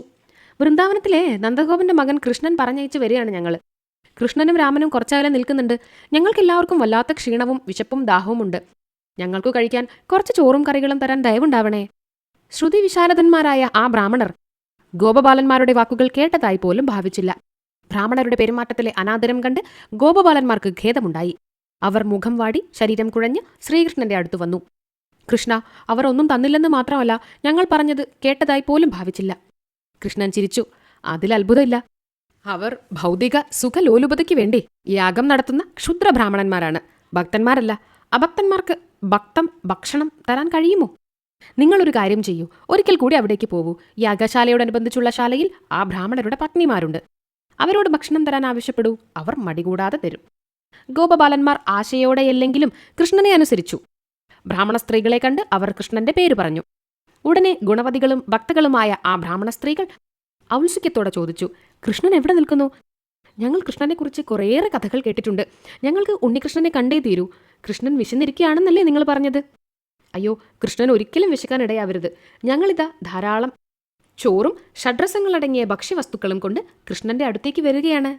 ഒരുവൾ ചോറും, ഒരുവൾ പുളിശ്ശേരിയും, 3-ാമത്തെ സ്ത്രീ എരിശ്ശേരിയും, 4-ാമത്തെയവൾ ഓലനും ഇഞ്ചിത്തേരും, 5-ാമത്തെയവൾ നെയ്യിൽ വറുത്ത ഉപ്പേരിയും, 6-ാമത്തെയവൾ കട്ടത്തൈരും, 7-ാമത്തെയവൾ പഴപ്രഥമനും ഇലയടയും എടുത്ത് ഗോപബാലന്മാരോടൊപ്പം പുറപ്പെട്ടു. 8-ാമത്തെയവൾക്ക് ഉപ്പ് മാത്രമേ എടുക്കാൻ കിട്ടിയുള്ളൂ. ഉപ്പിന്റെ പാത്രവും കൊണ്ട് മുറ്റത്തേക്കിറങ്ങിയ അവളെ അവളുടെ ഭർത്താവ് കൈപിടിച്ച് നിർത്തി. നീ എങ്ങോട്ടാണ് പാത്രവും കൊണ്ട് പോകുന്നത്? പുറത്തിറങ്ങി പോവരുത്, ഇവിടെ നിൽക്ക് എന്ന് ദേഷ്യപ്പെട്ടു. ദുഃഖിതയായ ആ ബ്രാഹ്മണ യുവതി പെട്ടെന്ന് അവിടെ വീണ് മരിച്ചുപോയി. ഭക്തയായ അവളെ വിഷ്ണു പാർഷദന്മാർ വൈകുണ്ഠലോകത്തിലേക്ക് കൊണ്ടുപോയി. മറ്റ് ബ്രാഹ്മണ സ്ത്രീകൾ ചതുർവിഭവങ്ങളടങ്ങിയ ഭക്ഷണവും കൊണ്ട് ഗോപബാലന്മാരുടെ പിന്നാലെ തിടുക്കപ്പെട്ട് നടന്ന് മേഘശ്യാമളനായ കൃഷ്ണന്റെ അടുത്തെത്തി. മയിൽപീല് തിരുകി മേൽപോട്ടു കെട്ടിവച്ച മുടിയും ചന്ദനം, സിന്ദൂരം എന്നിവ കൊണ്ട് തൊട്ട ഗോപിക്കുറികളും, താമരപ്പൂവിതൾ പോലെ നീണ്ടിടംപെട്ട കണ്ണുകളും, എള്ളിൻപൂ പോലെയുള്ള മൂക്കും, തുടുത്ത കവിളിണകളും, തൊണ്ടിപ്പഴം പോലെ ചുവന്ന ചുണ്ടുകളും, ശംഖിനെ തോൽപ്പിക്കുന്ന കഴുത്തും, മാറത്ത് കൗസ്തുഭരത്നം കോർത്ത മണിമാലയും, വെളുത്ത മറുകും, ചുറ്റും നറുമണം വീശുന്ന വനമാലയും, അരയിലെ മഞ്ഞപ്പട്ടും അതിന്റെ മീതെയുള്ള തങ്കക്കിങ്ങിണിയും, മനോഹരങ്ങളായ കൈകളും ഓടക്കുഴലും കാൽത്തളകളും, പുഞ്ചിരി തൂകുന്ന മുഖവും മാറി മാറി നോക്കി അവർ പരമാനന്ദം അനുഭവിച്ചു. കൃഷ്ണൻ അവരെ തൊടാതെ കൈകൾ അവരുടെ തലയ്ക്ക് മീതെ പിടിച്ച് അനുഗ്രഹിച്ച് മധുരസ്വരത്തിൽ അനുനയ വചനങ്ങൾ പറഞ്ഞു. അമ്മമാരെ, പതിവ്രതകളായ നിങ്ങൾ തീർച്ചയായും ഭർത്തൃസവിധത്തിലേക്ക് തിരിച്ചു പോകണം. ഭർത്താക്കന്മാരുടെ ഇഷ്ടത്തിന് വിപരീതമായി ഇവിടെ വന്നതിൽ നിങ്ങളോട് കോപിക്കുമെന്ന് വിചാരിച്ച് ഭയപ്പെടണ്ട. ചെയ്ത തെറ്റ് മനസ്സിലാക്കി പശ്ചാത്തപിച്ച് അവർ നിങ്ങളെ സ്നേഹത്തോടും ആദരവോടും കൂടി സ്വീകരിക്കും. നിങ്ങളുടെ ഭക്തിയിൽ ഞാൻ പ്രസാദിച്ചിരിക്കുന്നു. നിങ്ങൾ പൊയ്ക്കൊള്ളുവിൻ. കൃഷ്ണന്റെ വാക്കുകൾ ധ്വജനാരിമാരെ സന്തോഷിപ്പിച്ചു. അവർ വീണ്ടും വീണ്ടും കൃഷ്ണനെ വന്നിച്ച് തിരിഞ്ഞു തിരിഞ്ഞു നോക്കിക്കൊണ്ട് മടങ്ങിപ്പോയി. പത്നിമാർ തിരിച്ചു വരുന്നത് കാത്തു നിൽക്കുകയായിരുന്നു ബ്രാഹ്മണർ. അവർ പത്നിമാരെ സ്നേഹത്തോടെ സ്വീകരിച്ചു. മൃതയായ ദ്വിജാംഗനയുടെ ഭർത്താവ് ലജ്ജയോടും പശ്ചാത്താപത്തോടും കൂടി തലകുനിച്ച് കൈകൂപ്പി നിന്നു. കുറച്ചു ദിവസങ്ങൾക്ക് ശേഷം ശരത്കാലത്തിന്റെ ആരംഭത്തിൽ ഗോപകന്യകമാർ മഹാമായയും ലോകാധീശ്വരിയുമായ കാർത്യായനീ ദേവിയെ പ്രസാദിപ്പിക്കാനുള്ള വ്രതം തുടങ്ങി. അവർ ശരീരശുദ്ധിയോടും മനഃശുദ്ധിയോടും കൂടി വ്രതമനുഷ്ഠിച്ച് ദേവിയെ പ്രാർത്ഥിച്ചു. ദേവി മഹാമായേ, നന്ദഗോപന്റെ മകനായ കൃഷ്ണൻ ഞങ്ങളിൽ പ്രസാദിക്കണേ. ഉപവാസത്തോടും നിർനിദ്രയോടും കൂടി വ്രതമാചരിച്ച ഗോപകന്യമാർ കുറച്ചുനേരം ആഹ്ലാദത്തോടെ ചെലവഴിക്കാമെന്ന് കരുതി കാളിന്ദി നദിയിൽ കുളിക്കാനിറങ്ങി. വസ്ത്രങ്ങൾ മുഴുവനും പുഴക്കരയിൽ അഴിച്ചുവെച്ച് നഗ്നകളായിട്ടാണ് അവർ വെള്ളത്തിൽ നീന്തിയും തുടിച്ചും ചിരിച്ചും കളിച്ചത്. ആ സമയത്ത് കൃഷ്ണൻ അവിടെ വന്നു. യാതൊരു ലജ്ജയുമില്ലാതെ വെള്ളത്തിൽ നഗ്നകളായി കുളിക്കുന്ന അവരുടെ വസ്ത്രങ്ങൾ വാരിയെടുത്ത് കൃഷ്ണൻ പുഴക്കരയിലെ കടമ്പുമരത്തിന്റെ ഉയരമുള്ള കൊമ്പത്ത് കയറിയിരുന്ന് മധുരമായി ഓടക്കുഴലൂതി. കൃഷ്ണന്റെ മുരളീനാദം കേട്ടപ്പോഴാണ് ഗോപകുമാരിമാർ നഗ്നതയെപ്പറ്റി ഓർത്തത്. കരയിലേക്ക് നോക്കിയപ്പോൾ തങ്ങളുടെ വസ്ത്രങ്ങൾ അഴിച്ചുവെച്ചിരുന്ന സ്ഥലത്ത് കാണാനില്ലെന്നും കൃഷ്ണൻ അവയെല്ലാം വാരിക്കൂട്ടിയെടുത്ത് മരക്കൊമ്പത്ത് തൂക്കിയിട്ട് അതിനടുത്ത് ഇരിക്കുകയാണെന്നും അവർ കണ്ടു. യുവത്വം പ്രാപിച്ചിട്ടില്ലാത്ത കുമാരനാണെങ്കിലും ഒരു പുരുഷൻ നഗ്നകളായ തങ്ങളെ കാണരുതെന്ന് അവർക്കുണ്ടായിരുന്നു. അവർ കൃഷ്ണനോട് പ്രാർത്ഥിച്ചു. ഉണ്ണികൃഷ്ണ, ഞങ്ങളുടെ വസ്ത്രങ്ങൾ തിരികെ തരൂ, ഇങ്ങോട്ട് എറിഞ്ഞു തന്നാൽ മതി, വസ്ത്രങ്ങൾ നനയാതെ പിടിച്ചോളാം. കരയിലേക്ക് കയറാൻ വയ്യാത്ത അവസ്ഥയിലാണ് ഞങ്ങളിപ്പോൾ. കൃഷ്ണൻ ചിരിച്ചു. നിങ്ങൾ വസ്ത്രങ്ങളെല്ലാം അഴിച്ചുവെച്ച് വെള്ളത്തിലിറങ്ങിയത് ശരിയാണെന്ന് തോന്നുന്നുണ്ടോ? പൊതുസ്ഥലത്ത് നഗ്നത പ്രദർശിപ്പിക്കുന്നത് ആഭാസമാണ്. പുരുഷന്മാരും കാണുന്നില്ലെന്ന് വിചാരിക്കുന്നതും ശരിയല്ല. ആൺമൃഗങ്ങളും ആൺപക്ഷികളും ആകാശചാരികളായ ദേവന്മാരും മുനിമാരും നഗ്നകളായ നിങ്ങളെ കാണും. പുരുഷവർഗത്തിൽപ്പെട്ടവരാരും കാണുന്നില്ലെന്ന് തന്നെ ഇരിക്കട്ടെ. സ്ത്രീകൾ മാത്രമേ ഉള്ളൂ എങ്കിലും ഒരു സ്ത്രീയുടെ നഗ്നത മറ്റൊരു സ്ത്രീ കാണുന്നത് ഉചിതമല്ല. ഇതെല്ലാം നിങ്ങൾക്കറിയാമെന്നാണ് ഞാൻ വിചാരിച്ചിരുന്നത്. അജ്ഞകളും നിർലജ്ജകളുമായ നിങ്ങൾക്ക് അല്പം വിജ്ഞാനവും ലജ്ജയും ആത്മാഭിമാനവും ഉണ്ടാവാനാണ് ഞാൻ നിങ്ങളുടെ വസ്ത്രങ്ങൾ എടുത്തത്. ഇനി നിങ്ങൾ ഓരോരുത്തരായി കയറി വന്ന് മരച്ചുവട്ടിൽ നിന്നുകൊണ്ട് സ്വന്തം വസ്ത്രം ഏതാണെന്ന് എനിക്ക് കാണിച്ചു തന്നാൽ ഞാനത് താഴത്തേക്ക് ഇട്ടുതരാം. കൃഷ്ണന്റെ വാക്കുകൾ കേട്ട് അവർ വീണ്ടും പ്രാർത്ഥിച്ചു. കൃഷ്ണ, ഞങ്ങൾ ഇപ്പോൾ തന്നെ ലജ്ജ കൊണ്ടും പശ്ചാത്താപം കൊണ്ടും അവശകളായി തീർന്നിരിക്കുകയാണ്. ഇനിയും ഞങ്ങളെ നാണം കെടുത്തരുതേ. കൃഷ്ണൻ സമ്മതിച്ചില്ല. ഞാൻ ആദ്യം പറഞ്ഞതിൽ നിന്ന് യാതൊരു മാറ്റവും ഇല്ല. നിങ്ങൾ കയറി വന്ന് വസ്ത്രം വാങ്ങി ഉടുത്തോളുവിൻ. ഗതികെട്ട ഗോപകുമാരിമാർ കൃഷ്ണൻ പറഞ്ഞതനുസരിച്ചു. വസ്ത്രങ്ങൾ ധരിച്ച് അവർ ലജ്ജയോടെ കൃഷ്ണനെ നോക്കിയപ്പോൾ കൃഷ്ണൻ പ്രേമപൂർവ്വം അനുഗ്രഹിച്ചു. എന്നെ പ്രസാദിപ്പിക്കാനാണല്ലോ നിങ്ങൾ ഈ വ്രതം അനുഷ്ഠിച്ചത്. അടുത്ത മാസങ്ങളിൽ നിറനിലാവുള്ള വെളുത്തവാവു ദിവസം ഈ പുഴക്കരയിൽ ഇതേ സ്ഥലത്തിരുന്നു കൊണ്ട് ഞാൻ പ്രണയാർദ്രമായ രാഗത്തിൽ ഓടക്കുഴൽ വിളിക്കാം. നിങ്ങളെല്ലാവരും അപ്പോൾ വന്നാൽ മതി. ഗോപകന്യകമാർ പരമാനന്ദഭരിതകളായി അവരവരുടെ വീടുകളിലേക്ക് പോയി. കൃഷ്ണൻ പറഞ്ഞ ദിവസം വരാൻ വേണ്ടി അവർ അക്ഷമയോടെ കാത്തിരുന്നു. പാൽ പോലെ പരന്നൊഴുകുന്ന നിലാവുള്ള വെളുത്തവാവ് വന്നണഞ്ഞു. പകൽ പോലെയുള്ള വെളിച്ചം നിശാഗന്ധികളായ മുല്ല, ഇലഞ്ഞി, ആമ്പൽ മുതലായ പൂക്കളുടെ സൗരഭ്യം വഹിച്ചുകൊണ്ട് സുഖശീതളമായ ഇളം തെന്നൽ വീശി. ഏതൊരു മഹർഷീന്ദ്രനും രാഗാർദ്രയുള്ളവനാകുന്ന അന്തരീക്ഷം. ആ സമയത്ത് കാളിന്ദി നദിയുടെ കരയിലെ കടമ്പുമരത്തിന്റെ ചുവട്ടിൽ നിന്ന് കർണാനന്ദജനകമായ വേണുഗാനം വിശുദ്ധമായ നീരുറവയിൽ നിന്ന് ഊറിവരുന്ന മധുരജലം പോലെ ഗോകുലത്തിലെങ്ങും പ്രസരിച്ചു. ഗോപന്മാരും ഗോപസ്ത്രീകളും പ്രായവും അവസ്ഥയും മറന്ന് ആ കുഴൽ വിളിക്കേട്ട് മയങ്ങി. കൃഷ്ണൻ പറഞ്ഞതനുസരിച്ച് കന്യകമാരായ ഗോപകുമാരിമാരും വിവാഹിതകളായ ഗോപവനിതമാരുമെല്ലാം മുരളീ നിസ്വനം കേൾക്കുന്ന സ്ഥലത്തേക്ക് വീടുകളിൽ നിന്ന് ഇറങ്ങിയോടി. അവരിൽ ചിലർ കൃഷ്ണൻ വിളിക്കുമ്പോൾ ചെല്ലാൻ വേണ്ടി അണിഞ്ഞൊരുങ്ങുകയായിരുന്നു. ഒരുക്കങ്ങൾ മുഴുമിക്കാൻ അവർക്ക് സമയം കിട്ടിയില്ല. അരഞ്ഞാൺ കഴുത്തിലും പാദസരമരയിലും കൈവളകൾ കാലുകളിലും കൺമഷി ചുണ്ടുകളിലും മുഖത്തും തേക്കുന്ന അംഗരാഗവും ചന്ദനക്കുറിയും സിന്ദൂരവും കാലുകളിൽ പുരട്ടുന്ന ചെമ്പഞ്ഞിച്ചാറ് മുഖത്തും അവർ മാറിയിട്ടു. ചിലർ പുടവ ഉടുത്തു കഴിയാതെ കൈകൾ കൊണ്ട് വാരിപ്പിടിച്ചും ഉത്തരീയം ധരിക്കാൻ മറന്നും ഓടിയോടി കാളിന്ദി നദീ തീരത്തെത്തി.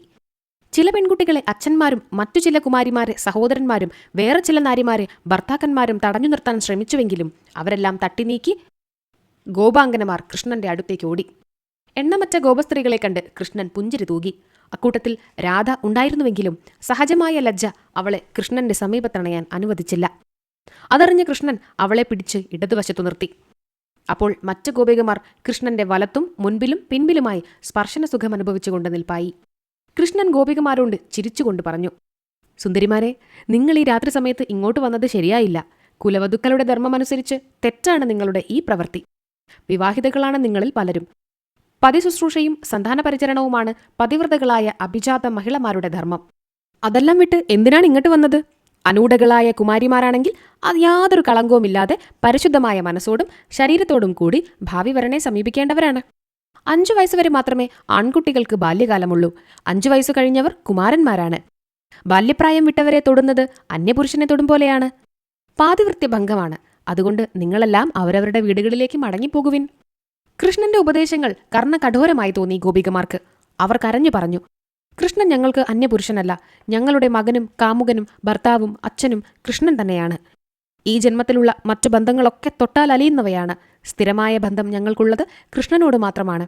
കൃഷ്ണ, നീ ഞങ്ങൾക്ക് തന്ന ഉപദേശം ഞങ്ങളെ ഉദ്ദേശിച്ചല്ലെന്ന് ഞങ്ങൾ അറിയുന്നു. ലോകത്തിലെ സാധാരണ സ്ത്രീകൾക്കുള്ളതാണ് അത്. ഞങ്ങളെ നീ കൈവിടിയരുത്. ഞങ്ങളുടെ പ്രാണൻ നിന്നിലാണിരിക്കുന്നത്. കൃഷ്ണൻ അവരുടെ പരിവേദനം കേട്ട് പുഞ്ചിരി തൂക്കിക്കൊണ്ട് അവർ മണലിൽ വിരിച്ചു തന്ന ഉത്തരീയത്തിന്മേലിരുന്നു. ഗോപികമാർ കൃഷ്ണന്റെ ചുറ്റുമിരുന്നു. ഓരോ ഗോപികയുടെയും ഇടത്തും വലത്തും ഭാഗങ്ങളിൽ ഓരോ കൃഷ്ണനുണ്ടായിരുന്നു. കൂടാതെ നടുവിൽ എല്ലാവർക്കും കാണാവുന്ന വിധത്തിൽ സാക്ഷാൽ കൃഷ്ണനും. കൃഷ്ണൻ എല്ലാ ഗോപികമാർക്കും ഒരുപോലെ അധീനനായി. അവർ കൃഷ്ണനെ ആശ്ലേഷിച്ചു, നെറ്റിമേൽ ചുംബിച്ചു, കൈകൾ പിടിച്ച് കണ്ണുകളിൽ വെച്ച് കണ്ണീരിൽ നനച്ചു. കൃഷ്ണൻ അവരുടെ ലാളനകൾക്കെല്ലാം വഴങ്ങി.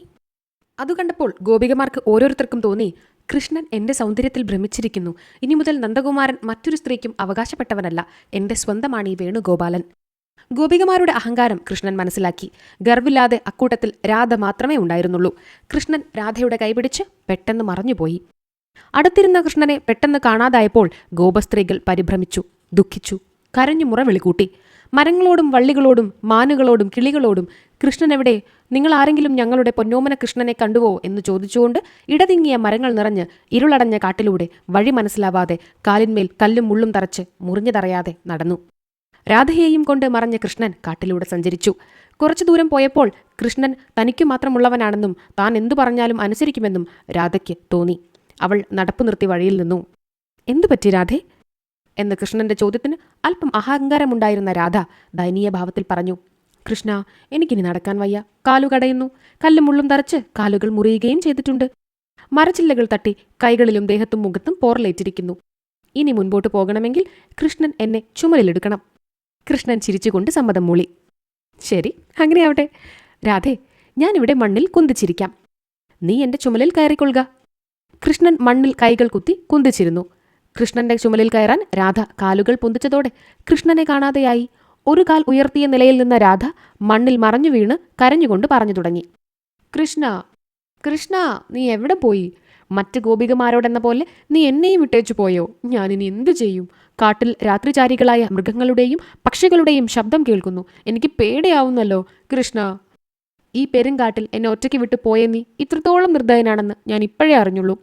നിനക്ക് ആരോടും സ്നേഹമില്ല. ഞാൻ നിന്റെ പ്രിയപ്പെട്ട രാധയല്ലേ? എന്നിട്ടും നീ എന്നെ ഉപേക്ഷിച്ചുവല്ലോ. നിഷ്കരുണനും നിസ്നേഹനുമായ നിന്നെ വിശ്വസിച്ച് കാട്ടിലേക്കൊപ്പം വന്ന ഞാൻ മൂഢയാണ്. മറ്റുള്ളവരെ ത്യജിച്ചതുപോലെ നീ എന്നെയും ഇട്ടേച്ചു പോവുമെന്ന് ഞാൻ അറിഞ്ഞില്ലല്ലോ. കൃഷ്ണനെ അന്വേഷിച്ച് കാട്ടിൽ നടന്നിരുന്ന ഗോപകുമാരിമാർ ഒരിടത്ത് പലതും പറഞ്ഞ് കരഞ്ഞുകൊണ്ടിരുന്ന രാധയെ കണ്ടെത്തി. നിലത്ത് കിടന്നുരുളുന്ന രാധയെ അവർ പിടിച്ചെഴുന്നേൽപ്പിച്ചു. കൃഷ്ണൻ തന്നെയും ഉപേക്ഷിച്ച വിവരം രാധ പറഞ്ഞറിഞ്ഞപ്പോൾ അവർ ഇരുട്ടു നിറഞ്ഞ കാടുവിട്ട് പിന്തിരിഞ്ഞു നടന്ന് നിലാവെളിച്ചത്തിൽ കുളിച്ചു നിൽക്കുന്ന കാളിന്തി നദിയുടെ കരയിൽ തന്നെ തിരിച്ചെത്തി. അപ്പോൾ ഒരു അദ്ഭുത ദൃശ്യം ഗോപവനിതമാരെ കാത്ത് അവിടെ നിന്നിരുന്നു. മനോഹരമായ മന്ദസ്മിതത്തോടെ കൃഷ്ണൻ അവിടെ നിൽക്കുന്നത് കണ്ട് അവർ ആദ്യം ഇത് സ്വപ്നമാണോ അതോ കൃഷ്ണന്റെ മായയാണോ അതോ അല്ല ബുദ്ധിഭ്രമമാണോ എന്ന് സംശയിച്ച് പതുക്കെ കൃഷ്ണനെ സമീപിച്ച് തൊട്ടുനോക്കി. കൃഷ്ണൻ പൊട്ടിച്ചിരിച്ചു. നിങ്ങൾ സംശയിക്കണ്ട കേട്ടോ. സ്വപ്നമോ മായയോ ഒന്നുമല്ല. നിങ്ങളുടെ പ്രിയപ്പെട്ട നന്ദാത്മജൻ തന്നെയാണ് ഇത്. നിങ്ങൾക്ക് എന്നോട് എത്രത്തോളം സ്നേഹമുണ്ടെന്നറിയാൻ ഞാൻ കുറച്ചു നേരത്തേക്ക് ഒന്ന് മാറി നിന്നേ ഉള്ളൂ.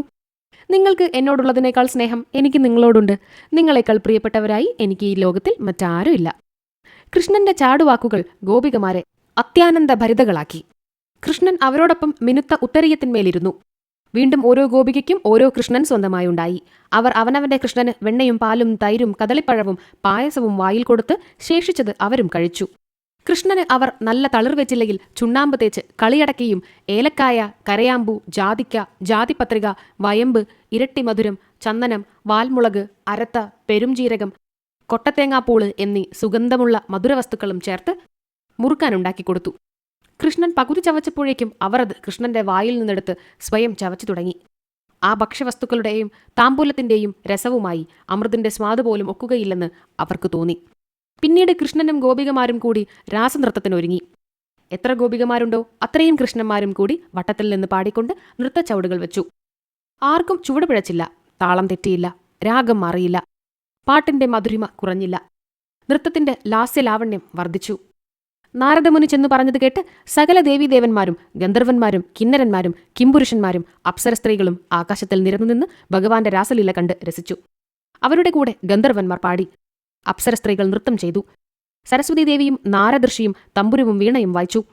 പരമശിവൻ ഉടുക്കും, നന്ദികേശൻ മദ്ദളവും, വിശ്വദേവന്മാർ മൃദംഗവും, കിന്നരന്മാർ ഇടക്കയും കൊട്ടി. ഗീതനൃത്തവാദ്യങ്ങൾ തമ്മിൽ മേളിച്ച് ഭൂലോകവും ദേവലോകവും ഒന്നായി തീർന്നു. എല്ലാം അവസാനിച്ചപ്പോഴേക്കും ചന്ദ്രാസ്തമയവും സൂര്യോദയവും ഒരുമിച്ചുണ്ടായി. വിയർപ്പ് പൊടിഞ്ഞ കൃഷ്ണന്റെ മുഖം ഞാൻ തുടയ്ക്കാം, അല്ല ഞാനാണ് തുടയ്ക്കാൻ എന്ന് മത്സരിച്ചുകൊണ്ട് ഗോപികമാർ മുന്നോട്ട് വന്നു. എല്ലാവരും അവനവന്റെ കൃഷ്ണനെ പരിചരിച്ചു. വേദവേദ്യനായ ശ്രീകൃഷ്ണ പരമാത്മാവിന് 11 വയസ്സേ പ്രായമുള്ളൂവെന്ന് എല്ലാവരും മറന്നുപോയി. രാസക്രീഡയ്ക്ക് ശേഷം കുമാരനായ കൃഷ്ണനെ ലാളിച്ചും കൊഞ്ചിച്ചും ഗോപികമാർ സ്വന്തം ഭവനങ്ങളിലേക്ക് പോയി. ഗോപന്മാർക്ക് പത്നിമാരോടോ പുത്രിമാരോടോ അമ്മമാരോടോ യാതൊരു പരിഭവവും തോന്നിയില്ല. പത്നിമാരും പുത്രിമാരും അമ്മമാരും എവിടെയും പോകാതെ വീടുകളിൽ തന്നെ താന്താങ്ങളുടെ കടമകൾ നിർവഹിച്ചുകൊണ്ട് ഇരിക്കുന്നതായി അവർ കണ്ടു. 13